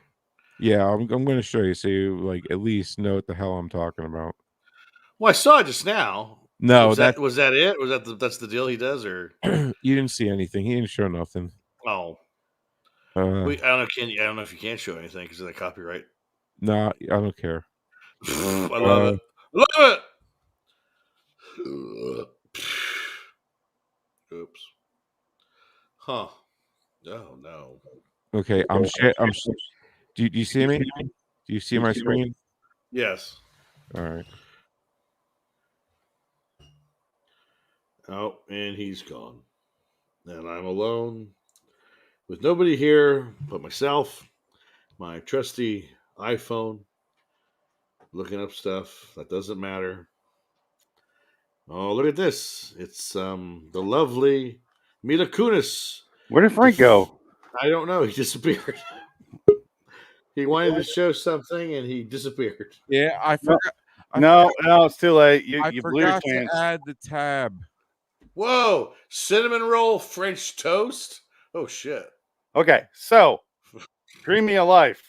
Now Yes. that we are 28 minutes into this episode, let's talk about the actual episode. The actual episode that's only 22 minutes long. Yes, his new neighbor is a woman who's in his nightmares. Frank, not you. The character Frank in this episode. Oh, I noticed that. It's the old man from A Piano in the House. I noticed that too. That terrible episode of the original series. Well, he's, it's this Eddie. What's the actor's name? Eddie. Oh God. Eddie Albert. Eddie Albert. Yeah. So Eddie Albert's a good actor, and he's good in this. He's very good. And what's funny is he's in a movie same time called Dreamscape, where he plays the president, and he has nightmares of post-apocalyptic world, which I thought was kind of funny. Oh, he's in the Twilight Zone having the same nightmare. Yeah. So I thought Dennis Quaid was going to save him. Well, you're talking about Eddie Albert. We're talking about Barry Morse. His friend, Frank. Yeah, but I'm talking about Eddie Albert, the star. Yeah, I don't care about the co-star. We were talking about the Coast Guard. Who annoys Eddie Albert at every turn. I like how you're dismissive, even though that's the actor we're talking about. Yeah. How's your starter? My star. Time's over, Frank. I went to the bathroom the whole time. And you could hear that? Yeah. Oh, my bad. I didn't know you could hear that. You have a mixer, Frank. I can hear anything you're doing on that computer. Shit. I'm sorry. No, seriously, I didn't think you would be able to hear that because I started a new tab. My bad. New tab doesn't matter. I can hear. It's a mixer. Yeah, I get it. I know. I just started a new tab so I could show Dick after the show. That's all. Oh no, I'll be gone. We will both be gone in a hurry now. I'm out. It's literally 30 seconds, Dick. You can't give me 30 seconds after the show. Really? I can watch it. I'll find it. I'll watch it. Right. I like Jim Norton. Here's the thing. I can. I like Timmy Norton. I won't. You know, Phoenix, it's okay because I'm used to you just cutting off as I'm talking to you after the show. Hey, I'm always, Yeah, he's a busy man. No, I hang out plenty of times after and talk. The problem is I don't want to hear Chip. I don't have Chip up there. Oh, well. Or the Chip adjacent, whatever you want to say about it. Okay, it's Chip. So I heard the voice. You piece of garbage. Okay. Can someone please take over the plot because we need to fast forward to this fucking thing. Okay, so kick the can. Someone who's not Frank. Kick the can volume -0.0. All right. Even though I like this better than kick the can. Yeah. Yeah, because it's really not kick the can. It's sort of kick the can, but just because it's old people and old people home. Anyway, so he has this nightmare about his wife or some shiza, but it's not his wife. It's this hoe that comes in on a wheelchair. Somehow they get the wheelchair up the stairs. I don't know how they do that because I didn't see an elevator or nothing. They showed 3 large men carrying that bitch to bed. No, which means twice a day. Yeah, it's like, how the hell did she get to the second floor in the wheelchair? Well, the bitch is gonna walk by the end of the episode because she can talk again. Well, she's on fucking mute because alert. Because her husband died 10 years ago, so she hasn't talked in 10 years apparently. She's on mute. I love that. She's on mute. That bitch's life is on mute. Well, he keeps having a dream. All right, with her in it, right? Yes. And then all of a sudden they bring her in, and he's like, "Oh my god, it's Here we go. So yeah, here's the nurse. one of how the did people she get up there? Here's one of them that carries a bitch's ass up the stairs twice a day. It's she a rolls woman. down the stairs. There's no way the women got her up there. Here's an elevator. I didn't see an elevator. I love his double take. Ah! Can we please? I'm gonna replay that. It's fucking Aunt May. No, that's the elevator right there. That sweater. That bitch is in my dreams. My grandma had that sweater. Why couldn't I have a dream with a 36-year-old Korean girl? Doesn't it feel like the really, really, really late sequel to Nightmare on Elm Street 3? Yes. You know what? Is that the nun from Nightmare Dream on Elm Street? Warriors. It feels like you've seen Dream Warriors, Frank. No, I never. Where they're in the insane asylum. Yeah. No. It's a movie where Heather dies. 10,000 Maniacs created Freddy Krueger. I never seen any of the Freddy Kruegers. Really? Anyway, it feels like half. I haven't seen either. Like he's I'm using not a huge horror movie fan. I'm sorry. He's using a key on his door, and it just she's like Heather. He's paranoid. He doesn't want anybody to go through shit. Yeah, there's a comatose girl in that movie too, and this feels like her. Just decades. We're talking decades later. Yeah. How old do you think she really is with that old makeup on? Oh, I think it's her. Not old makeup. That's her. Okay. I bet you she died 3 years after this episode aired. She died. She died during this filming. Yeah, she died after Eddie Albert touched her. I wrote it down. 2004, she died. Oh my God! What was she? She died at 77, so she's in her 40s here. No, like I said, old people makeup. No way. No, 60s here. Okay, Yeah, that's old people makeup right there. Nah, it's exaggerated her age, but she's 60 something here. I hope I don't look like that at 60 because I'm real close to it. Well, this actress is a B movie queen. She's from The Changeling from the 80s. She's in that's Happy right. Birthday to Me. Yeah. Oh wow. She's in a bunch of stuff. Shit. She's also in this guy's dreams. That's right. She's in Glory, Glory. Glory Hole. I never heard any of these.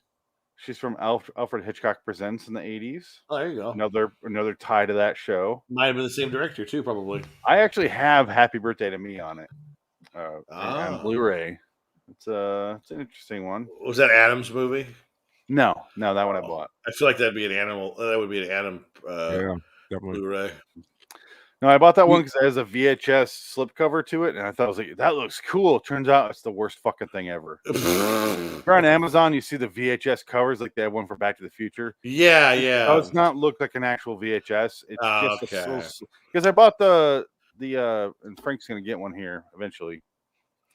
I bought the Stranger Things. Oh, and those are actual VHS looking things. Yeah, they're like boxy. They're really cool looking. They sold them on Target. But this was not that. It's a little slip cover. It's fucking terrible looking. But so I have Happy Birthday to Me. I've never seen it. Huh. When are you sending me those? Yes. Exactly. Yes. Yeah. Okay. Yeah. I'll pay for it. Just No, it's a matter of timing right now. Here, okay, so I have a couple weeks off in February. I'm doing it then. It's on my agenda. It's on my calendar. My birthday's February 17th, so you better slip in a birthday gift. I will slip in a $20 bill in there. Slip in a little bit of sodomy. Phoenix slips in, but he doesn't pull out till after. It's too late. You made a mess. Damn right. And hence Nolan. I like my bakery items. Hopefully, like that cream pie as well. That's why they call me Chocolate Eclair. Yeah. Chocolate? Was it chocolate? Because it's diseased. You going back door? Fuck That's right. Yeah, shit. I guess I have to with you. Yeah. You go back door and then you finish right into the eclair. Yeah. Oh God. It's a chocolate donut eclair. You want it with a side of infection. Do you want it? Wipe the head before you're done. Oh, you hit it with sleep. You take the cover of the Bible and slap it. Otherwise, you get one pink eye. You know what I mean? And if you don't know what it is, you can't afford it. One eye monster, pink eye from poop. You get it. Oh, that's right. Yes, there you go. Yes. Yeah, I'm glad I had to explain that. Fuck your eye socket. There's a really long scene of Roger Leeds. Hey, Tom Elliott, be on our show. There's a really long scene with Roger Leeds crying over his dead wife with his friend. It's a good scene. All the acting is solid, and this guy screams for. Yeah. But here's the scene. I'll play a clip. I don't want to play too much, but no. Frank, why don't you just go away? Leave me alone. I need to save that clip right now. Frank, just go away. Leave me alone. As soon as I heard that, I'm like, fuck. Man, that is gold. Okay. Because I'm your friend, damn it. That sounds like your rebuttal. Just to talk, remember? Yep. Years. We used to talk, Phoenix, remember? We talk about Jim Norton. Shut up, Frank. So that's how the clip goes next. It's weird. Good night, Roger. All right, he does this long. It's about jam and jelly. Father, he never said much of anything that was useful, but he did. All right, I'm going to fast forward because his acting here. When he starts yelling at her the next day, he has another nightmare. She Freddy Krueger's him where she holds his arm and it has like a fucking mark on it. No. He burns his hand on a candlestick. Whatever it was. Yeah, that's what it is. Yeah, that's what happened. All right, he has a nightmare, candlestick. Yeah, here it is.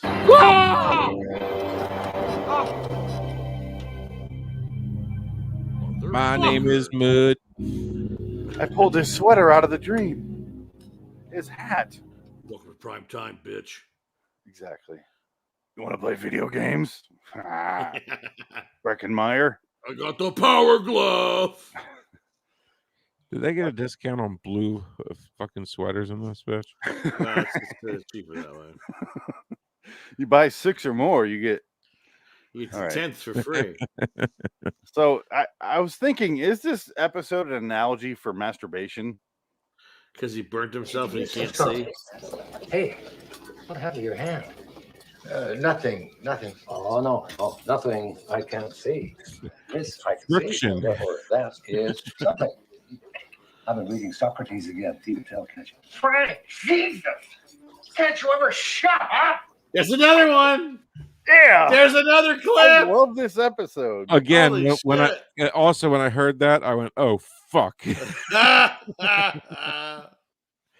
Like Phoenix is gonna have a field day with this episode. That's funny. Doesn't it feel like he just shamed him for masturbating? What's going on with your hand? Nothing. Shut I up, don't talk Frank. about it. You were in the shower a long time. Many a times have I had that said to my mom.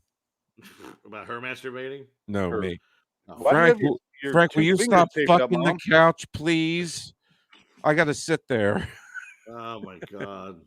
And then when I was real young, we had a recliner, and I used to pick my nose and like put them underneath of the arm. Well, sure. That's just where else are you gonna put them? The back of the couch. Yeah, or on the wall. Yeah, and then I remember I was laying in bed, and my mom, I guess, sat in the recliner, and she went and put her arm in there, and she yeah. And she came in, she bursted in, and when she bursted in, I was jerking off. Oh, double whammy. Well, she didn't catch me doing that because I stopped real quick, and she was like, "Are you picking your nose and putting them on the side of the recliner?" And I went, "No." And subsequently, are you jacking off right now? Are you even stopping while I'm yelling at you? Oh, fuck you, Frank. Shut up. I love it. I love it. Yell at me more. Shut your stupid cock up. Now, mind you, my bedroom was also the dining room. Okay, I had a small twin bed in the corner of the dining room. You guys in your rooms where you had to come in to yell at you, you could just yell at me from the living room and you didn't have to get up. It's just, I've lived in, I've had rooms that were not rooms many a times because we moved so much. They had to stick me someplace.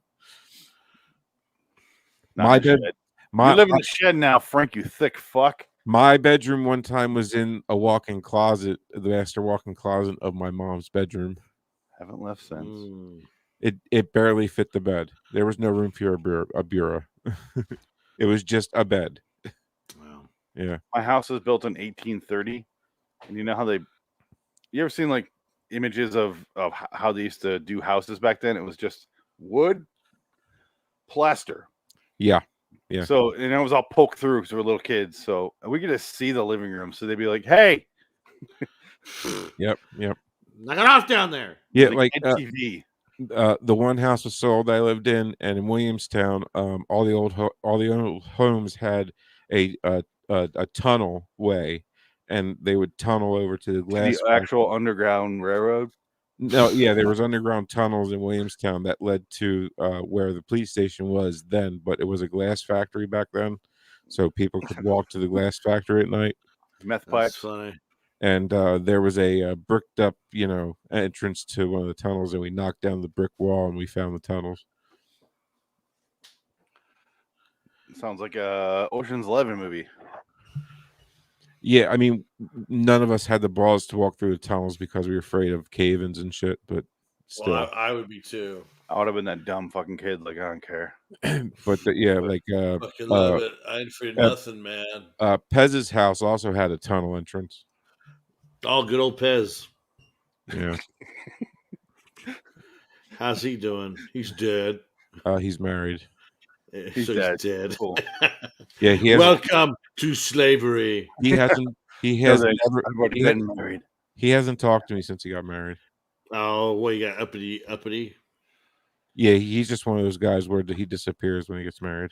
Yeah, it happens. He disappears when he gets married. This is his third marriage, and every time he gets married. Oh, Jesus. Really? Wow. Oh, fuck. Well, then, Yeah.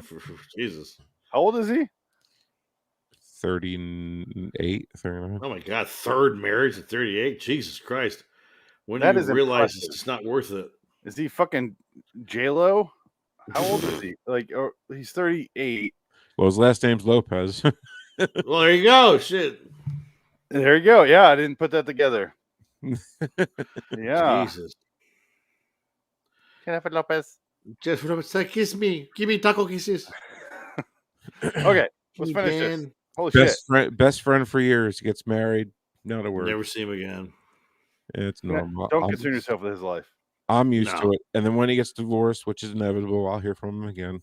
Frank, bro, what's up? Guess what?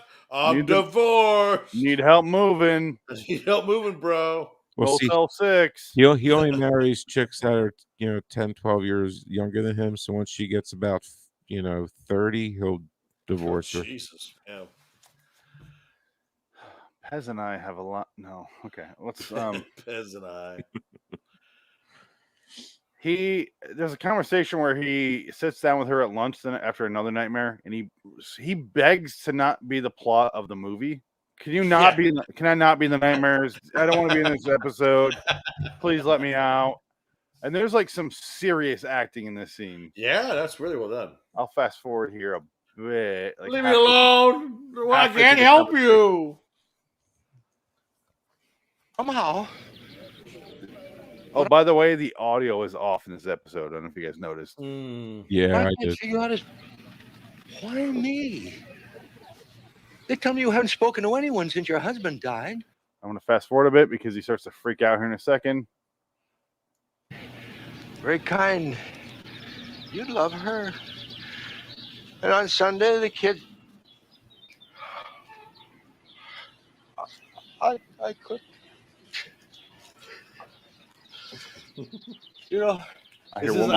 This is us after watching Night Gallery.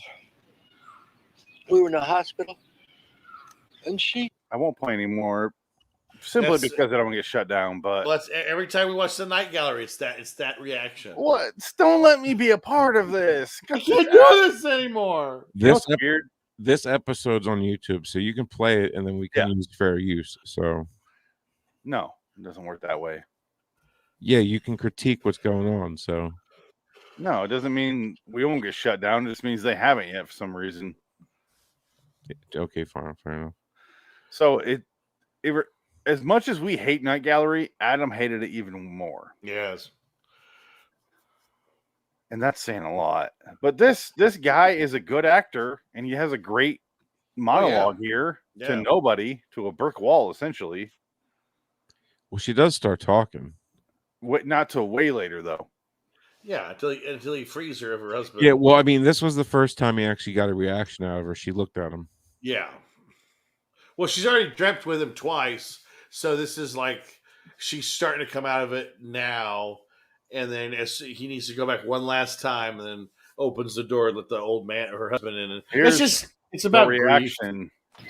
Well, I don't know what's behind your door. I don't know what you're afraid of. But... I made fun of Jansen all day Saturday because I was at his house, and he goes, "We're making burgers," and he goes, "Well, if you want buns, there's potato ones here, or if there's white ones over here." I'm like, can you say that less racist? Holy shit! So the whole night I'm like, "Oh, is that white? There's white ones." Then he's talking about this chicken. He goes, "Those black ones will get you." Whew. And I was like, "Holy shit! Less racism in this meal, please." That Hawaiian rolls are really going to make it lazy.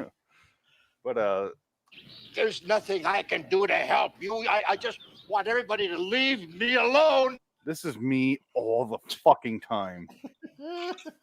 I can't make a goddamn Thanksgiving spread. Leave me the fuck alone. Do it yourself. Get out of my head. Leave me alone. He's doing the James Dean. George C. Scott from Exorcist 3 acting. Oh, yes, very good, yeah. I believe in bile. I believe in rot. The filth. The filth. And the sin.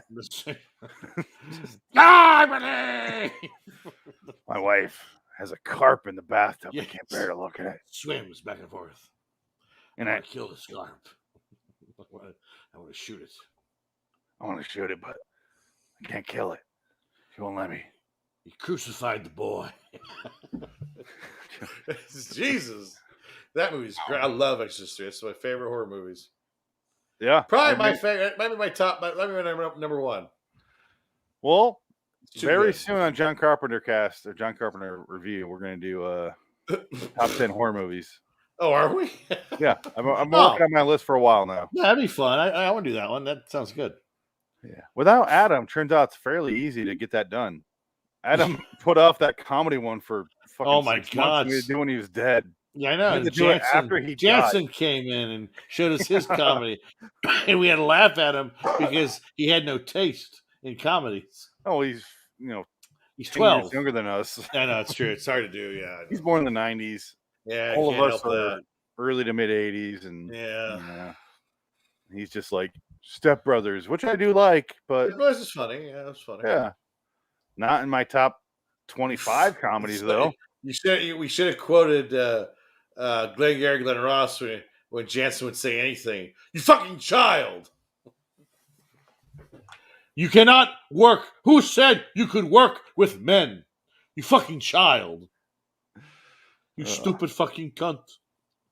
Let's go. Will this yell at Jansen for 25 minutes about the leads? Yes, exactly. So confused. No coffee for you, Jansen. Coffee's for closes. You call yourself a salesman? You call yourself a barbecue, you son of a bitch? And I love that that's the best scene in the movie. It's not in the play. Nope. Though I don't know. I love the ending where Jack Lemmon and Kevin Spacey basically breaks Jack Lemmon down and says, wait a minute, how did you know I didn't go to the bank? And he goes, what? Don't fuck with me. He goes, how did you know? And he breaks down and he stole the leads with Ed Harris. Frank is very confused. Sorry, Frank. Glenn Ross. You ever seen that one? No. Really good movie, actually. That's great. Oh, I love Glenn Ross. That's a great movie. It's a movie I can't watch often. I could watch it often. Well, I want to be like, what's going? Like, I want that. Yeah. It's some certain movies I don't want to watch more than once a decade. That's one of them. Wow! Jesus, that's a long way to go. Well, every time I watch it, I forget what happened, and I'm like, oh yeah. I enjoyed that. And there's certain movies I'm like, I want to watch this The Gentleman is my current one. Right. I want to watch this every waking second. Sadly, I think right now I've seen The Fugitive probably like 20 times the last 4 years. Because I don't know why, but that movie I watch all the time. Once. That's it, huh? That's it.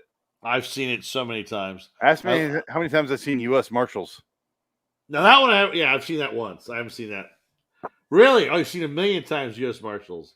Really? It was one of the movies that was on Showtime or Cinemax or yes, when we were kids. No, I've only seen it once. TBS. We were like 12. Yeah, it was always on. I just remember. I literally watched it on cable probably 4 days ago. I just remember Tommy Lee Jones talking to Robert Downey Jr. Why did you shoot that boy? Why did you shoot that boy? It's not better than The Fugitive, but I've seen it way more.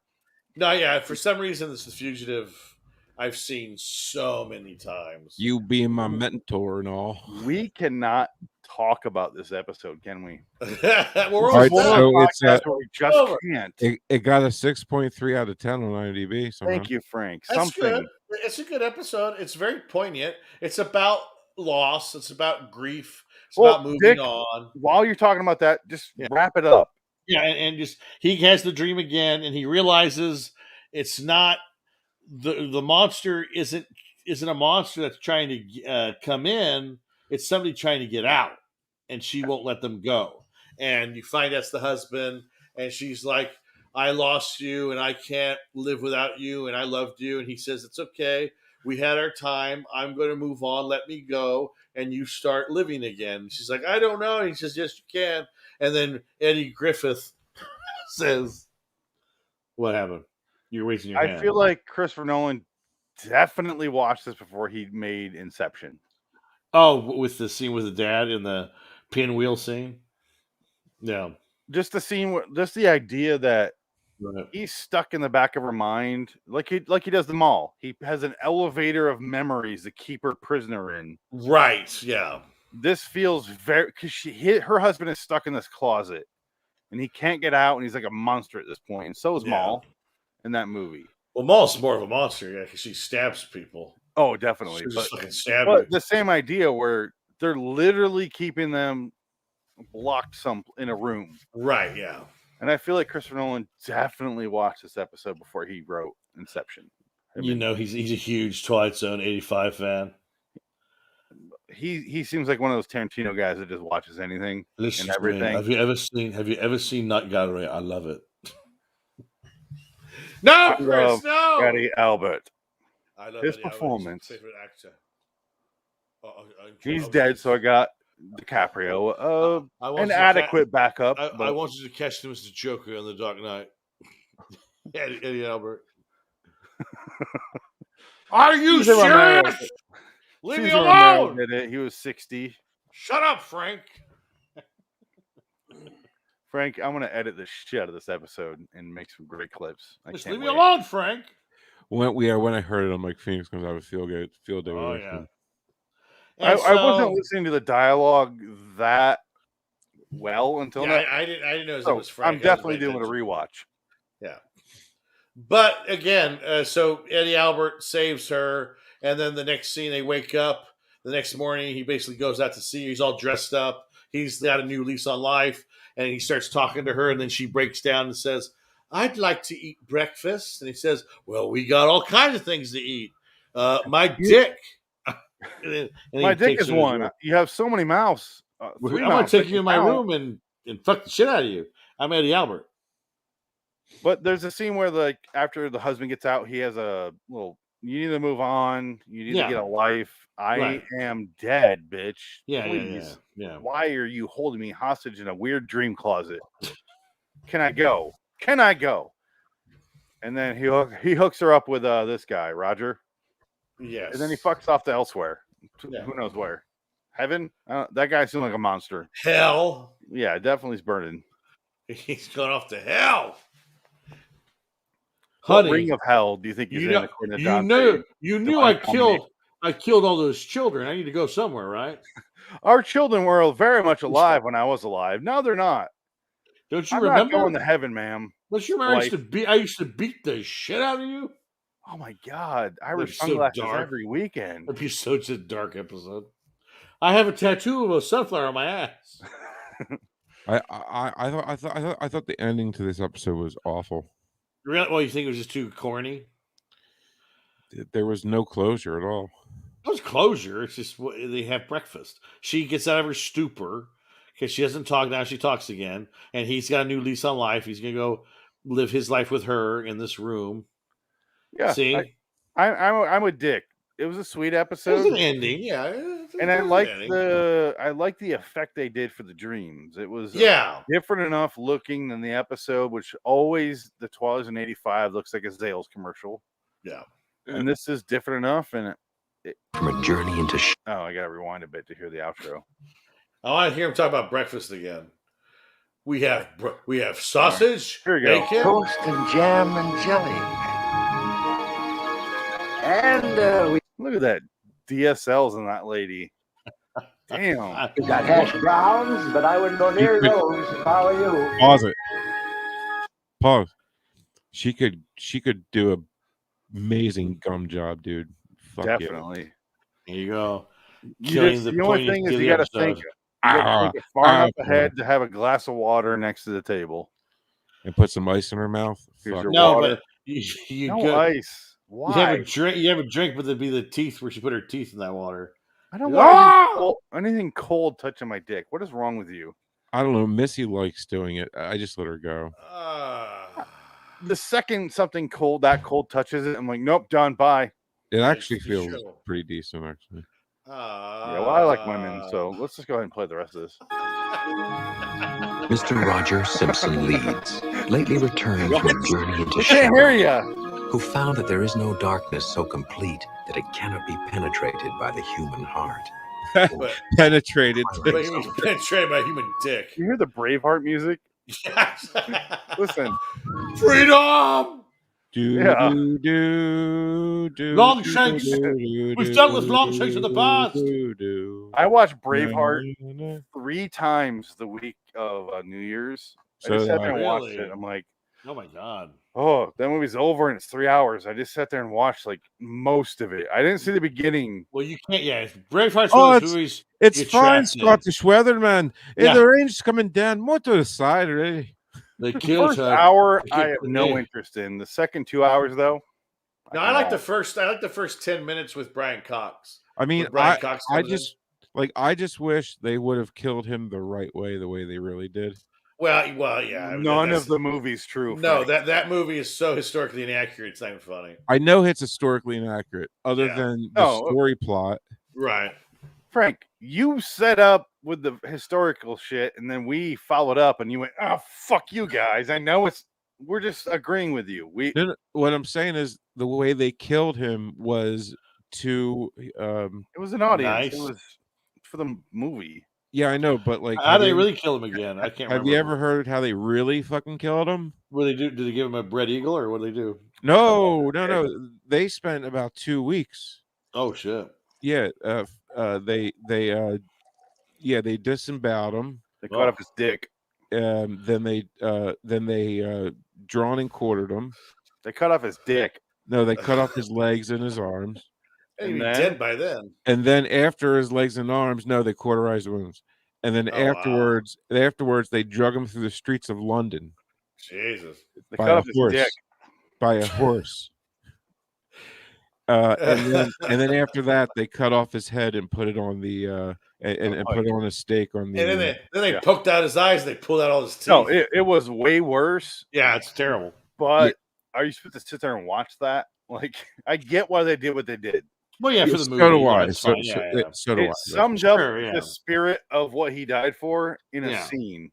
Yeah, like you know how they had the horses like string them up like that. Right. You say horses, less like whores. Well, horses. No, whores really strung them up. Yeah, look, my point is like back in history, they actually let them keep going until his arms and legs ripped the fuck off. Yeah. They really did, and then afterwards, after about a week of that and keeping him alive, they chopped his head off and then put on a spike on the bridge. Tower. Oh, the bridge. Yeah, the London Bridge. They did not have the effect Longshanks wanted. No, because Robert the Bruce really did command the army that that set Scotland free. He really did that. Yeah, Robert Bruce was a big hero. He's actually probably more responsible. However, Robert the Bruce did not betray William Wallace in that battle. That's not true. No, well, it worked out better that he did in the movie. Yeah, movie drama. Yeah. Again, I get why they did everything they did in the movie, and one of his ancestors wrote the movie. Oh, Wallace. Yeah, Russell Wallace. Yeah, right. He also wrote Pearl Harbor. Yeah. Yeah. There we go. Don't get me started. Robert the Bruce had. It's weird that Robert the Bruce is like the main character of the movie. Really, he narrates it. He's the end of like, I fucked over him, but here I am. Let's go. The Netflix movie with Chris Pine is about Robert the Bruce, and then he about fucking post William Wallace time. Yeah, and then he shows up in a Saw. And let's see, the next movie I saw him, it was Saw 2 or 3. What the fuck? I'm like, yeah, Robert the Bruce. Oh, Robert the Bruce. Sad. Why are you here? He's a detective. No, he was a father whose kid died, and he goes through the traps, and he gets. He was one of the victims, or and he gets killed like immediately. And I'm like, oh, Robert the Bruce, you look fat and old. What happened? Yeah, but he probably got paid $500,000, $75,000. Yeah, still not bad for 3 days' work. Shit. No, he was in the whole fucking thing. Oh, was he? He was the guy who went through all the traps trying to save everybody. And well, he probably got a cut of the profits then, so he probably made some money.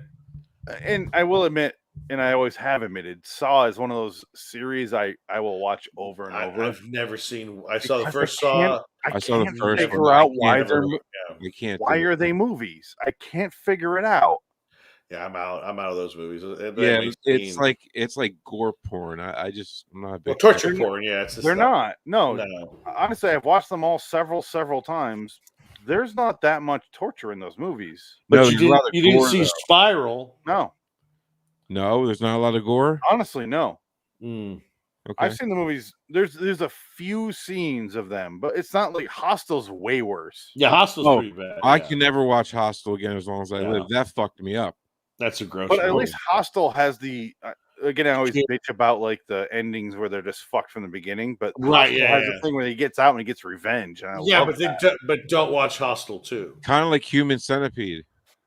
Because Hostel 2 ruins Hostel 1. Hostel 2 is the first movie we watched together.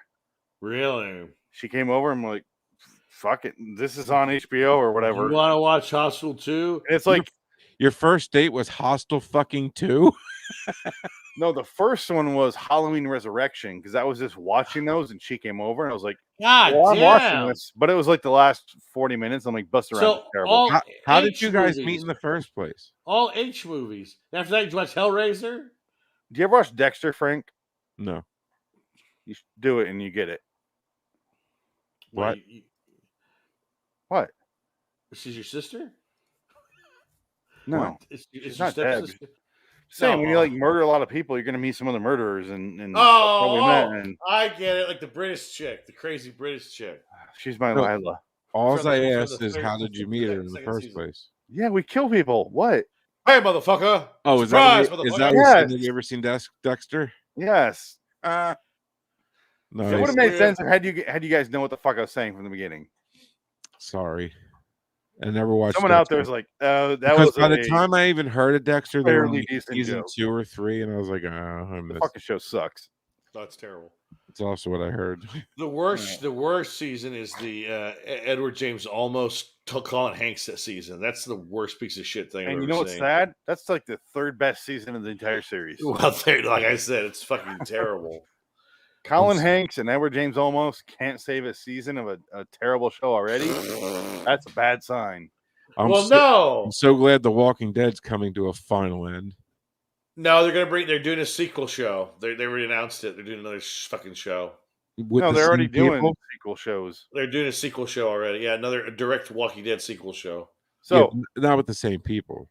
I don't know. I don't know what the deal is. So there's Walking Dead, Fear the Walking Dead, which is vastly superior to The Walking Dead. There's then they started doing like weird shit, which is The Walking Dead World Beyond, which all these kids that grow up in this time. Oh. Andrew, what's his name left? Andrew Dice Clay. Andrew Dice Clay died in that show. Hey, he didn't I'm really Walking die. Dead here. So he's gonna go over and do riddle-de-dum riddles. Dickory dickory dock. Dickory dickory This dock. bitch is on the clock. Oh, suck my zombie cock. Whoa! How could you run up the hill? She was a bitch. whore. Oh, she likes to suck a dick. She's a fucking whore. But the point is, Andrew whatever is gonna leave and do movies. Yeah, Andrew Lincoln left. He already left. Are they still doing that, though? He didn't die in the show. No. He just suddenly isn't in the show anymore. Yeah, he disappeared. But they're going to do 3 movies. This is what the plan was a year ago. Yeah. 3 movies about that. Yes. And part of that is Pollyanna McIntosh's character, which is bowl-cut lesbian, whoever her name is. Is there any chance the movies will be done by the original showrunner? No. 0. Fucking, I'm not watching. Robert Kirkman is fucking done with them, and he tried to sue them. They're not going to hire him on. Are you kidding me? No. I'm done with The Walking Dead. I'm No, done. not Robert Kirkman. Not Robert Kirkman. Frank Darabont. Frank Darabont. Yeah. That's what I meant. That's what. No, Robert Kirkman's still fucking. No, Robert Kirkman's the only one benefiting at this point. Big time. Yeah, he's even AMC's like, we're not making any more money. Done. Yeah. Look, season 1 and 2 were amazing, and that's it. No, season 1's good. And 2 is great. Stop. 2 was boring. awesome. 2 was awesome. Yeah, 2 was 3 awesome. is bad. The ending of 2 was amazing. The ending, but it took like 12 episodes to get there. Oh, sorry, Dick. You want it to happen in episode 1? No, I don't like that show anyway. I never liked it. Zombies ain't my Who thing. The cares? show was great, and then Yeah, after I don't season care. 2, it went to shit. Frank left after season 2. No, I left after season 5. Okay, well, you left after that. Frank Darabont left after season 2. But anyway, No, I gave it a chance, and then after he was the around whole for 2 seasons. yeah, then he's like, fuck this.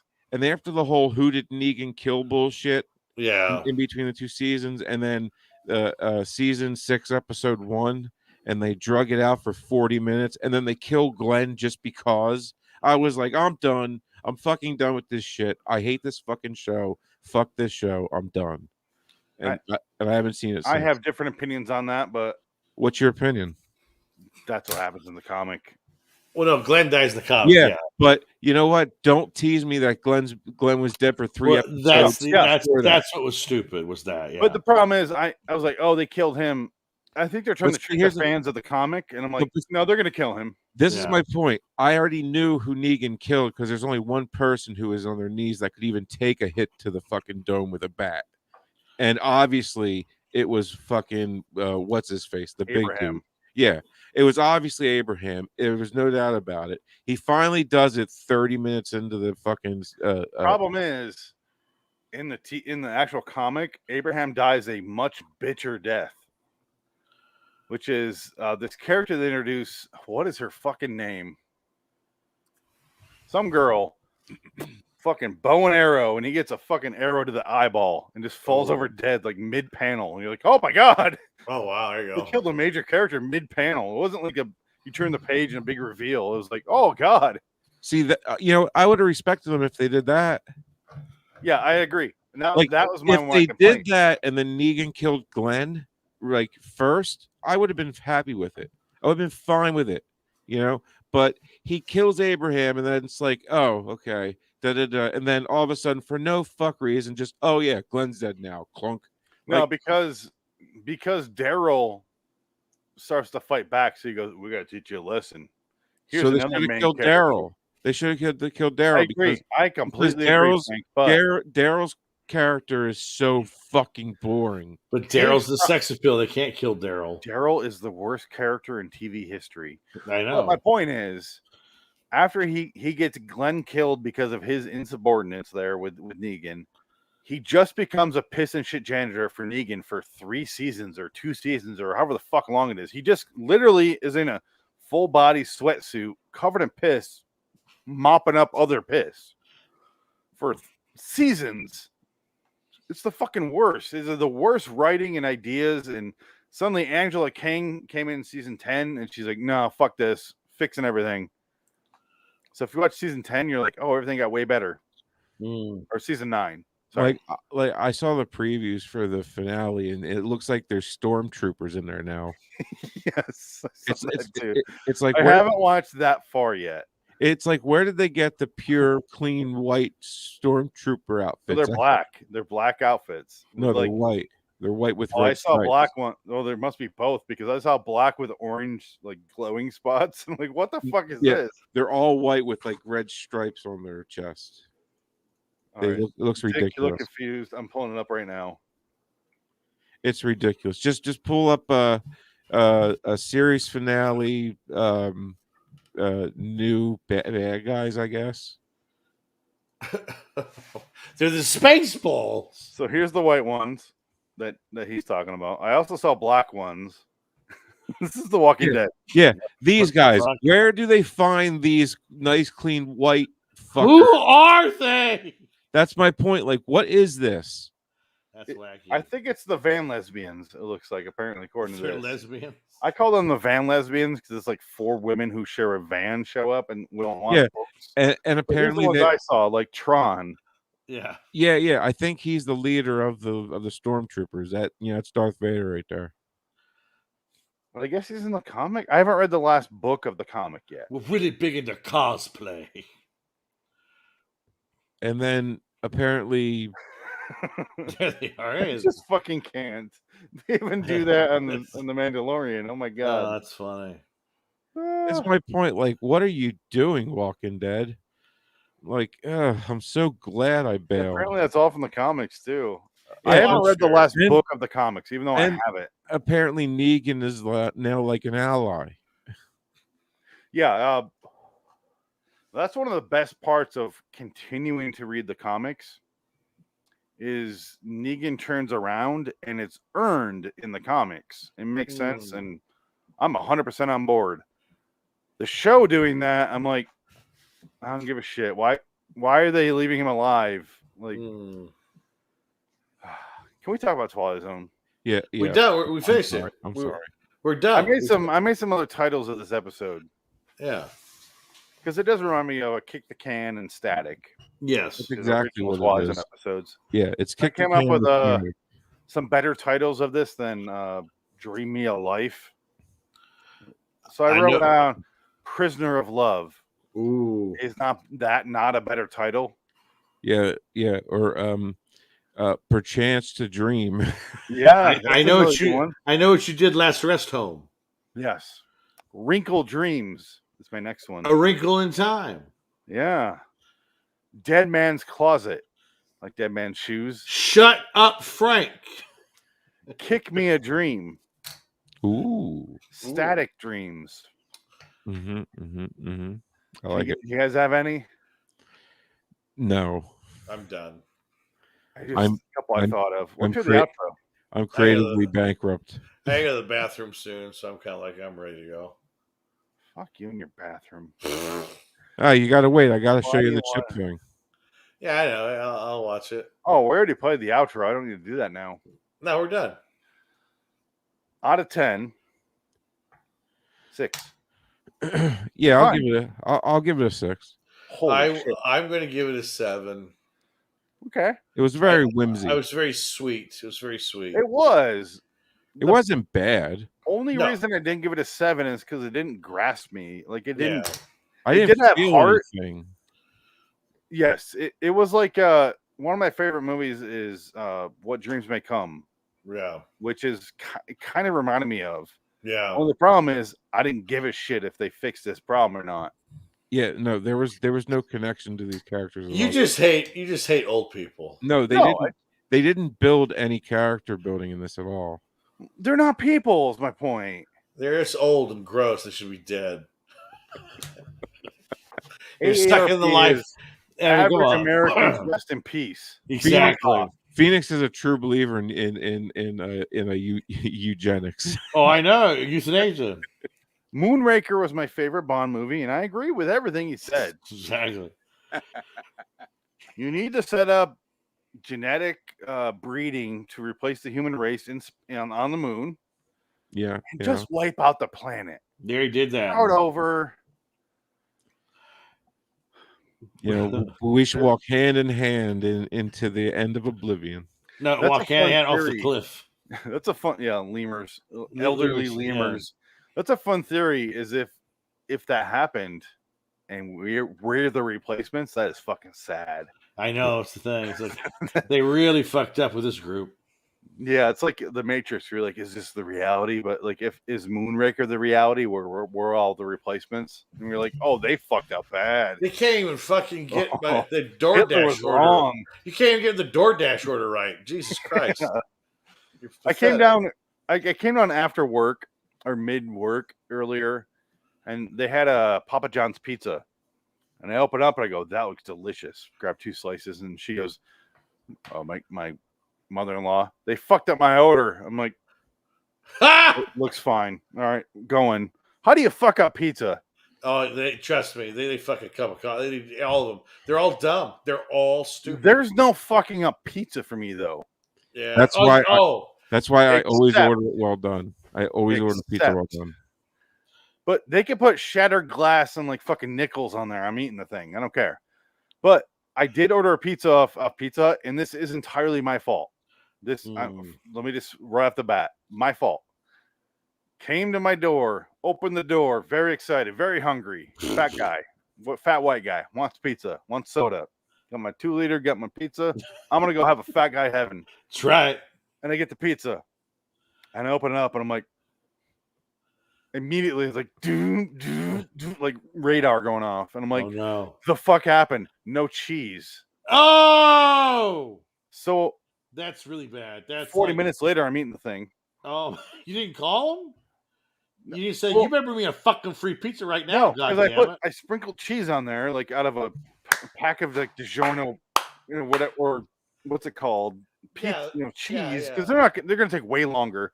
Put cheese on it, heated it up. I want it now. I look on the app and I go, for some reason, my finger slipped and I hit no cheese. And I'm like, they need to call you. Well, who orders a pizza with no cheese? I go, this is my fault. I 100% agree.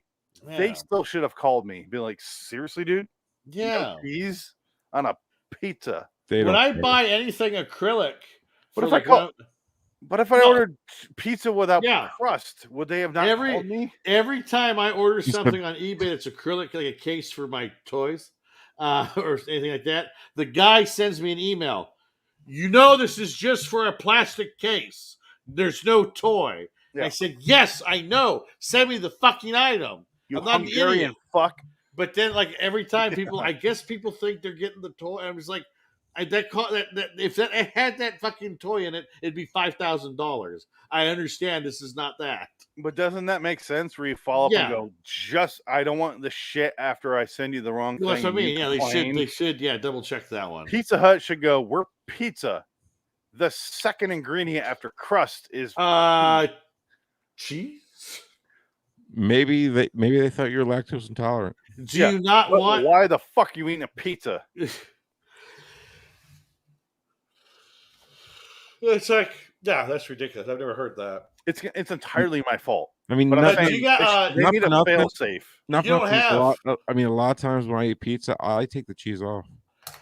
Really? You fucking monster, Frank. What? You get better pizza than we do because you're fucking Jersey. Fuck yeah, I do. No. He eats fucking New York pizza, which is grease pizza. Oh. I don't eat New York pizza. What are you talking about? What kind of pizza are you eating? Are you going Chicago style? Sure. No. God, no. All right, then. You're not eating better pizza than me. You don't like Chicago style? Chicago style is disgusting. He's got problems. Frank used to be on the show, and he was a great host. But how can you not like deep dish pizza? Like, I don't understand that. I like New York pizza. Yeah, but they cook it twice, by the way. New York. Yeah, well, that's the secret, because they cook it and it's there, and you order. I want a slice. They run it through the stove again, and it makes it kind of crunchy. That's the fucking secret. I figured it out. And the water and the dough, but other than that, you added a lot there at the end. Well, I mean, other you than need to say if I order extra crispy, that's what they do. Yeah, pretty much. It's always crunchy. What was that pizza place we used to go to on Hollywood? Oh, I want to say, Hollywood. It was New York style pizza. Village Pizza. It was on. Was it Village Hollywood Pizza? And like a block short of Highland. It had to be Village Pizza. That place is good, but my only problem with New York style pizza is it's just a fucking grease nightmare. Well, yeah, that's why I take the cheese off. Well, you just kind of dab it with a towel. What's left then, Frank? You take that, you dab it with because a paper towel, and you take that paper towel, you wring it out in your mouth. And like he said, when you get the slice, they put it through the oven again. It's nice and crunchy. That's why that's why I always order it well done. Yeah, well, yeah, that's the trick. You guys over here, you guys say well done, but sometimes they don't know what that means because they know what it means here. They're stupid. Well, I mean, I got West Coast people don't know what the fuck that means. There's places out here. Analogy for me would be hot dogs. Right. Like pizza's for you, Frank. You get that argument. For me, it's hot dogs. Right. I am very picky on my hot dogs. That's a Chicago thing. Like we need hot dogs a certain fucking way. And I have to go like, how are you actually making these? I have to be like a Karen at a restaurant. How are you making these? Because it's going to depend on how I order it. I think Mexican food would be West Coast. Yeah, but so how do you want them made? Well, it really depends what they answer with. So let's do a role play here, Frank. All right, I want the Chicago dog. How are you actually making this hot dog? Is it grill? Is it boiled? It's always boiled here. If it's boiled, can you just leave it in really, really long? Oh. Because you boil it.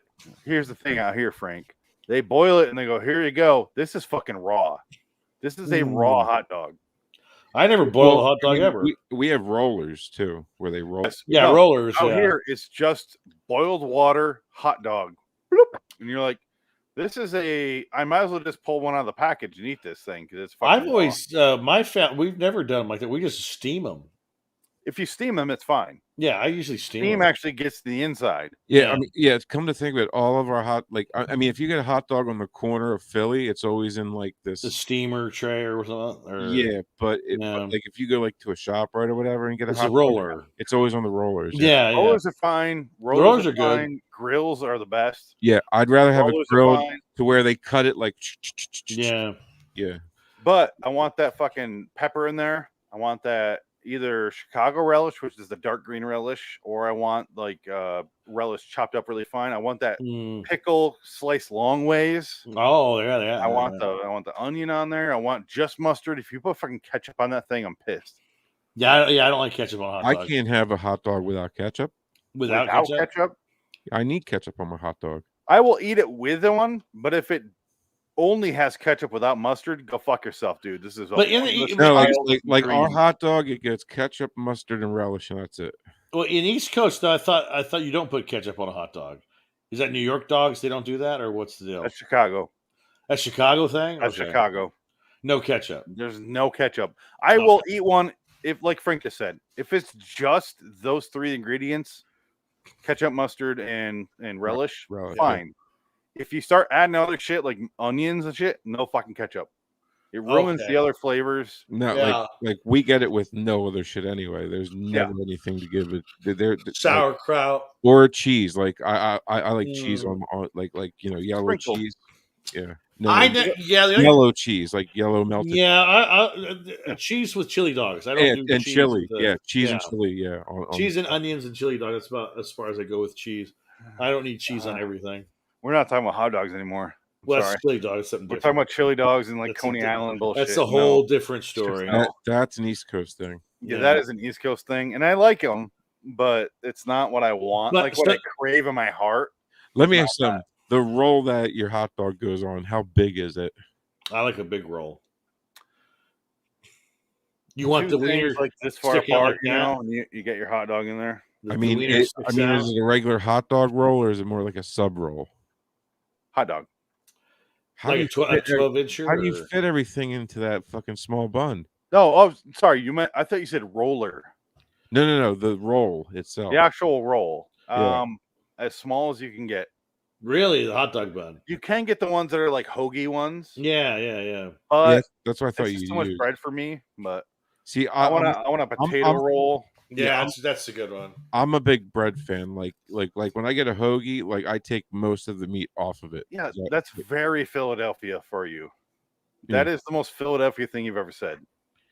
I'd rather have more bread than meat. I don't know. Wow, that's shocking. Yeah, that's interesting.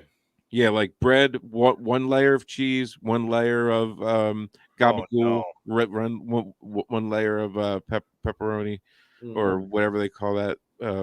It's not pepperoni, but it's like a big slab, like a big whatever, and then one layer of You want some salami on there? Yeah, that's it. Salami, gabagool, and cheese. And not a bad sandwich. I just say double up on the cheese and 2 pepperoni slices and maybe 2 salami. That bread is way too much if you get it like that, though. I love bread. The problem is you don't taste anything. If you could put a fucking turd in there, I wouldn't notice the bread's that thick. I just like the bread here. The bread's awesome. I love turds. You eat shits for breakfast? Like traveling around. I love turds. No, honestly, traveling around the country like I have, like we have the best bread here. Oh yeah, no, East Coast bread's good. Yeah, like you know who else got bread though? That is probably better. Japan. Japan bread is fucking unbelievable.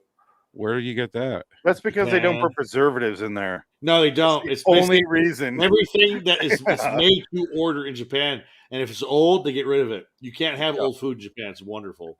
Well, the 7-Eleven is delicious. Old bread here turns into croutons. Well, yeah. Well, what do you think of her, Aunt Bunny? Ring-a-ding.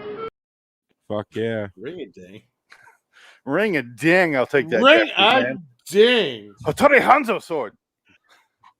It was $250 in El Paso, Texas. Yeah, I mean, it turns into croutons, and if they don't $250 use in the El Paso. crouton, it turns into croutons, and if they don't use the croutons, they crush them up and they use it as breading for the chicken. Pretty much. They put in the Parmesan. Well, I mean, yeah, you got to. I get it. It's good. Yeah. Exactly. That's how that works. It's fine.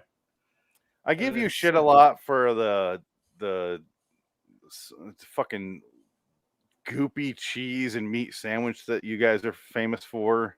The cheesesteak. Philly cheesesteak, yeah. But it's not gross. But the problem is, I wish it had better ingredients. Well, I don't know what is it. Fucking cheese. What is an official Philly cheesesteak sandwich? Okay, when you go and you order it, you go, can I get a cheesesteak, one whiz with? Yes, okay. And that means cheesesteak with cheese whiz and onions. Right, okay. And if you go one whiz without, that's just the without onions. And it's just meat, cheese whiz. But that's in Philly at certain places, like right, famous ones. But if you go to the real places, you just go there and you say, "Can I get a cheesesteak with?" And then you get provolone and American. Yeah, I was gonna say there's real cheese with it. That sounds better. That sounds better. Yeah, that's like the whole whiz with. That's like Geno's and Pat's in the middle. Right. Yeah. That's the famous ones. You know what I mean? Or you go to South Street. That's in Philly. It's fucking goop. It is. I'm not going to say it's great because it's really bad for you. Well, no, that's what you were defending that earlier. We talked about this, but now that you tell me there's places you can get better cheese at, my problem is I'm from the Midwest. I want better fucking cheese on my sandwich. Yeah. Like if you come here, the last place I'm going to bring you is Geno's. Like I might bring you there just for the novelty of it. Yeah, right. You know what I mean? Third. Yeah, exactly. But like the real stuff is like around the corner, and you go there and you get and you always tell them toasted roll, cheesesteak, American and provolone, not and American provolone. Well, whatever, just provolone. That's you can order it that way. That sounds good. Yeah, it is good. And then onions or whatever else you want on it. I always thought that they were really persistent. Like if you wanted to say like I want a cheese sandwich, or a Philly cheesesteak this way, they'd be like, "Fuck you! You get the way we make it. You leave." Nobody like that. Okay, Frank, you gotta understand how everyone else perceives Philly, which is a and then they beat you and they piss on you. We are not that big of assholes. We really are. Only when it comes to sports. Yes, we'll throw ice at Santa Claus and beat a child to death. That was 1928. Will you let it go? It was not. It was not that long You ago. guys killed that fucking robot that was a hitchhiking across the world. It made it all the way across the country. Died in Philadelphia. They raped it and murdered We it. were like, this bitch is gonna die. He fucking died in the I-95. Oh shit! You fucking AI, bro. I-95 is insane. It shouldn't have even been there. Oh, that's funny. I-95 is just a death trap. I hate that road. Oh. That's funny. Oh well, I've almost died so many times on that fucking road. Well, what pizza do you have in Phoenix that's any good? There's Pizza Giordano's, which is Chicago style. See, the pizza we have here is really far unrivaled. north. It's amazing. There is, I actually find better New York style than I do Chicago, even though this is like a Chicago transplant city. They just don't do that style of pizza out here. Oh. So I've actually learned to accept New York style pizza out here more than ever. What do you call New York style pizza? Just regular thin crust, like super thin. The big pieces. No, that's not how we get it here. It's not super thin at all. That's how I got it in New York when I was. It's not French bread pizza. Yeah, then I've never had New York style pizza. I mean, unless I went to Pizza Hut and ordered thin crust, then it was 1968. They threw ice at Santa Claus, by the way. Okay, so almost you're off by 40 years. It was 60 some years ago. Point is, there are places out here. It's just okay. Look, we did tear down 30 traffic lights when the Eagles won the Super Bowl. So what? I mean, there is a reason why on Broad Street all the businesses greased up all the poles with Vaseline. Wow. And I love that they only pulled those light things down onto cars. when you watch the videos, it's just I'm on a Honda Civic. Oh, Yeah, here you go. People climbed up them and then over on the arch, and they're just. And then it always falls on a Honda Civic. I feel like all the Honda Civics. Yeah, but you don't understand. Like every 5 cars in Philly are Honda Civics. I was watching the footage. I'm like, they're all Honda Civics. Why? That's because it was South Philly. It's so funny. Look, South Philly, it's just black people and Spanish. That's it. Don't go racial. I'm not. I'm being dead serious. We're having a good time. It's not. All I saw was white dudes pulling down traffic signs. Well, that's white dudes that came from the suburbs there. Yeah. Well, I'm just saying that's what I watched. I'm just telling you that South Philly is filled with what the fuck? You know, with the African American community and the Spanish community. That's what it. happened when all the kids came Because to jump on their Hondas. Look, my entire family's from South Philly, and they all moved back in the 60s here to Jersey because all the, African American. Yeah, that happened. Well, no, because the African American communities were moving in, so they didn't want to be around. Flight. Wow. They were racist as hell. It's called white flight. That's what happens. Yeah. It's happened all throughout history. It's the flip side of the coin of gentrification. My grandparents before they moved to the other area that used gentrification. We get KFC. All my grandparents. White flight. You get motherfucking chicken. All my grandparents were racist as fuck. Okay, I will admit. My grandmother used to call young black children nigglets. I think he's doing a Chris Rock thing over there, and you're interrupting. Well, I knew people here. It's not a Chris Rock. That was their culture. I'm just being honest. No, yeah, I knew a one-armed German woman who was like in her 70s or 60s, and she used to bake stuff. She liked everybody. She cooked for everybody. So many timeouts. What? So many timeouts. Back the fuck up. This episode's going 2 hours. I don't care. Oh. You just said the greatest sentence I've ever heard. Who? What was it? I knew a one-armed German lady. Yeah, she was one-armed German. Yeah, I swear to God. That's all I need to know. Yeah. The rest of the story's gravy. And she would rub her stub. Did she give hand jobs? I don't know. Maybe in her prime. I didn't know her then. I just had one arm during those hand jobs. My grandfather knew her. We went to her house once, and she goes, "Oh, Dick, how you doing? I've just made some biscuits and stuff. Do you want any? I was going to go give them over to the N-words at the River Club." And I was like,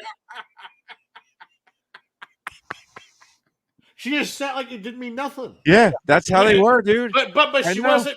But it wasn't malicious. I know it wasn't. No, I'm saying like it's just normal. Yeah, she knew them like they were her friends. She goes, "Oh no, yeah, them N-words are just they love my biscuits. I go give to them every time I make them." She wasn't from Chicago. It's totally like I did work for a loan shark in South Philly. Oh, he owned a bar on the corner. This is the most mafioso story you've ever told. Please slow down. This is for one, slow down for your story. You look like a gangster. Loan shark in Philly. Yeah. Slow down. How did that happen? Was it Jimmy the Jet? Because I worked for a guy who Frank Costello. No, because I worked for a guy that had a spot in the mafia in Philly, and his friend was a loan shark. Slow down even further. What? I worked for a company called Century Electric, and Century Electric. Yeah, and one of the owners was in the mafia in Philly. He was part of a family there, and one of his friends. You just say that so casually. Because it's normal here. Should you be talking about this? Are you not in witness of protection? It's like that Snow White place that Dick and I used to go to. Half of my family were in it. No, half of my family were in it because half of them were mummers. Most mummers are in the mafia. Mummers / what's it called in your the Mummers Parade? No, you had your other cult that you're in. Shriners. What Shriners? The Masons? Masons. Oh, Masons. Yeah, that's Missy's family. Oh, Missy the Mason. My mistake. I'm sorry. Missy the Mason. Missy is a Mason. Yeah. There you go. Well, she can go build stuff. No, my favorite stories that Frank has ever told me are all Mason related. I find that shit super interesting. It's not even that big of a deal. It's just a bunch of guys. But it's a it's club. like when he whatever. describes what's happening there, I'm like, yeah. Oh my god! It's like it reminds me of the Shrine, the Simpsons, Shriners. Yeah. What would you like to know? I'll tell you. I don't care. No. On All another right, sorry. show. Continue. You work for a guy in Philadelphia who's connected. Right. And everybody who worked for him internally, like to do things, they were all they were all part of the community that he has his bar on the corner of. Yeah. Go ahead. I'm gonna time out and say, if you're listening for more Twilight Zone information, no more. Done. Yeah. This has nothing to do with Twilight Zone. It's been done for 35 minutes. We're going another 20 minutes. I don't give a shit. We are going. This is super interesting to me. So check out. It's fine. Next week we're doing Frank, hold on to that thought. 2085 203B Night Song, 2002 Twilight Zone finally, 106 Night Route, 85 Twilight Zone 113C The Star, which is 12 minutes. Thank God. So we'll be back with Twilight Zone, but Frank, continue. I'm so excited for Mafia stories. Okay, so when I was in there, he would constantly give the local people in the area that he was in, which was not a good neighborhood, wink wink, because they all sat on their doors. That's Frank's way of saying black. Yes, exactly. Yeah, I got it. I know my East Coast jargon. And he would tell the one guy, "Hey, get all your N-word friends over here because I need some stuff done." And they were just like, "Okay, Tony," and they loved the guy because he would pay him cash every day, so he was allowed to say anything he wanted to them because he gave them work. Oh, can I tell a brief story real quick about the same exact thing? And I am going to actually say the N-word here just to forewarn you. Okay. Because the part of the problem is I just moved from Michigan to Mississippi. Oh, boy. So the reason I say I'm going to say the N-word is because that's what he said. And it caught me so off guard and shocked me that I want to have that same effect. Okay. I get to Mississippi. I'm working with my friend's brother and his brother, like a bunch of this guy sort of thing. But the guy we're working for was the mayor of this small town called Long Beach. And I don't give a shit. His name is Glenn Mitchell. He's dead. Fuck that guy. I'm glad he's dead. Point is, he had two guys working for him, right underneath him, who were black. And they were so fucking cool. Those guys are awesome. We would drink, we would smoke out, we would have just a fucking fun time with those dudes. He also had a giant barn in his yard full of 60 Guatemalans or Hondurans. I can't even remember at this point where they're from. And they were sleeping on literal sheets of drywall. He treated them that poorly. Yep. You say poorly. He's like, it's like the Ritz. Well, he's like, I don't give a shit what they're from. Get them out there, go out there. You do what you got to do with them. It's like building the fucking Hoosier Dam. 3 of them die. I don't give a shit. They're not documented. I don't give a shit. Throw human suffering at that problem until it's done. Mm-hmm. That was his method. But he walks up to us, and me and Tyler is the guy who was in charge, who's my friend. And he goes, all right, so and 2 of us, the 2 giant 40-year-old black men. And he goes, all right, so you're gonna go out there with that, and you're gonna pull down the structure there. Make sure you don't damage the beams that are there, because we're gonna save that interior so we can build around it. Why don't you take the niggers out there and go on out? And we're like, yeah. I was like, oh, slow down. Oh my god. Yeah. Oh. You're like, And 2 guys are just like, okay. And then literally, and Tyler goes, okay, we'll do that. Yeah. And he's so used to it because he's been working for him for a couple of years now. And I go, oh, and I look at the black dudes and they go, yeah, and they're like, and then it ends, and he goes inside and they go, fucking white dude calls me that again. I'm gonna kill him. And I go, I don't believe you. Should. Yeah, exactly. Yeah. I've never heard in Michigan there is blatant racism, but never that blatant. Yeah. I've never seen that up close. This guy literally said, go get some of your N-word friends. It's like a ice dagger to the heart. Yeah, I've never And I'm been not even black. Yeah. I can't fucking imagine what they have to deal with on a day-to-day basis with this guy. I couldn't believe I heard what he said. I was like, what? The only time I'll fucking kill that guy if he calls me that again. I go, why do you do that? Please do that. I will hide your crime. He signs my checks. I will bury him with you and sign a seal that I won't talk about that to police. I will he do signs whatever. my checks and shit, man. Fuck this guy. So when I heard he was dead, I go, good. Fuck that guy. Oh, did he die? Did the guy kill him? Did he get murdered? No, I don't know. And if he did, kudos, because he didn't get caught. Now, the only time I ever had it was Hispanic racism, and it was these two guys I didn't even know. It was like one day I was with people before the Apricot Fiesta, and I was just like at somebody's house, and I didn't really know this guy that well. I was just there, and he goes, "Oh, look at these fucking wetbacks coming up." I was like, what? Why? And but the funny thing was, he was my friend from elementary school. So I said, "Oh, Martin!" Oh, we hugged each other, and I was like, "Oh shit, I haven't seen him forever." And that was the last time I ever saw Martin. I haven't seen him since. That was like 20-something years ago. I mean, like where I live, I'm the minority here. Oh, sure, yeah. It's all Puerto Rican and Spanish and Mexicans. Frank, what's up? I am in this place I live right now. What are you doing? Black neighborhood. Yeah. Love it. We want to buy a house like 2 blocks over. I'm sure it's nice. So, I mean, as long as they're clean. I mean, like, because I've been in black neighborhoods where they're. Holy shit, Frank. No, let me finish. I've been in black neighborhoods where you drive down the street and it is filthy. There's trash everywhere. They're all sitting on the porch. It's just disgusting. It's like, will you grab a broom? Fuck. You know, have you not been through white neighborhoods or Mexican neighborhoods where they're like that? Sure, I have. Why are you bringing it up right now? Because it's few and far between with those two. But when you go through Philly and it's a shithole, they're everywhere. Okay, Philly has cultural sensitivity. A much bigger percentage of black people than Phoenix does. I will agree with that. But I grew up in Michigan, which is all white people, and fuck white people.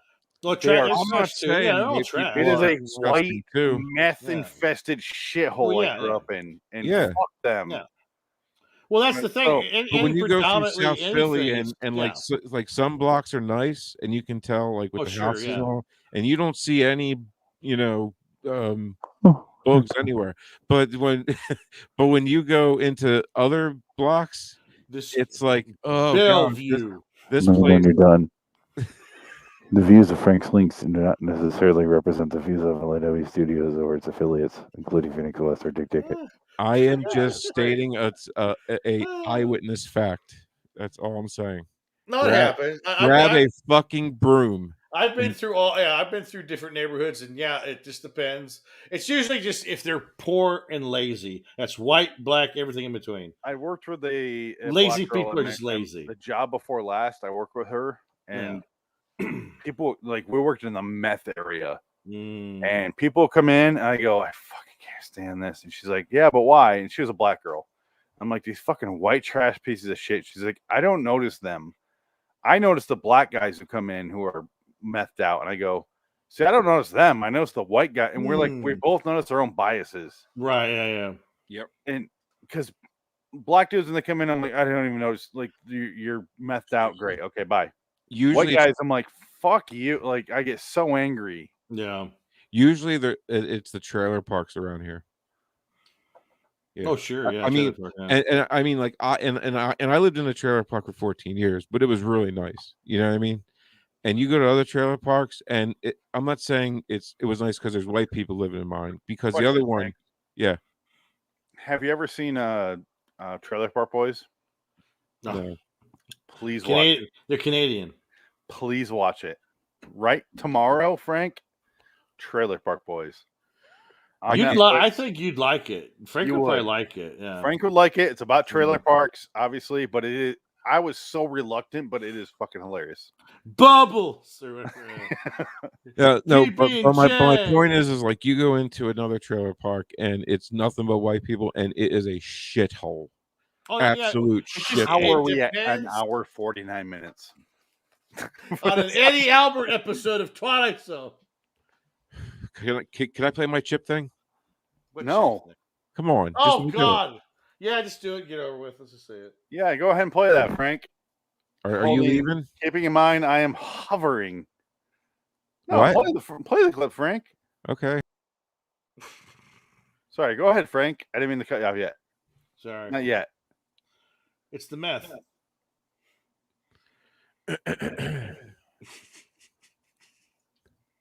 Too much like sleeping. Rocker is doing real good. We had an encounter. You want to talk about it? What happened?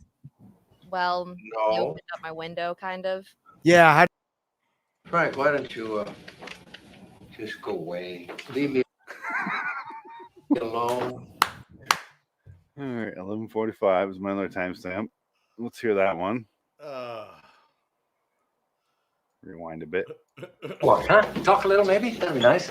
And maybe get a little sun. No, you don't What about the tail these days? You could use some sun. Yeah, no. Hey, what happened to your hand? Nothing. The dreamer. Or the kids that have. Can't see. This I can see. Therefore, that is something. I've been reading Socrates again. You can tell, can't you? Frank, Jesus! Can't you ever shut up? That's what I needed.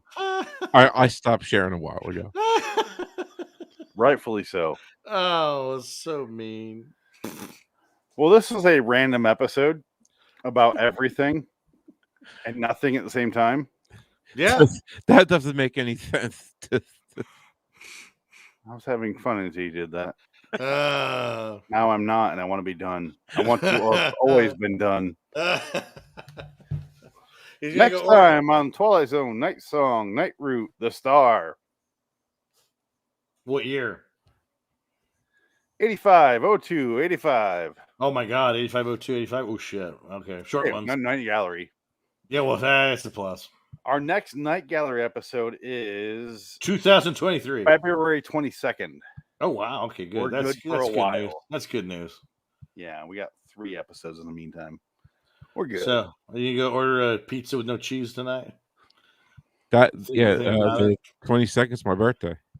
Hey, it's on my notes. Weird. Happy birthday! No, it's the 17th actually. What do you want for your birthday? Same thing as last year. Big old dick. Big old dick. BBC.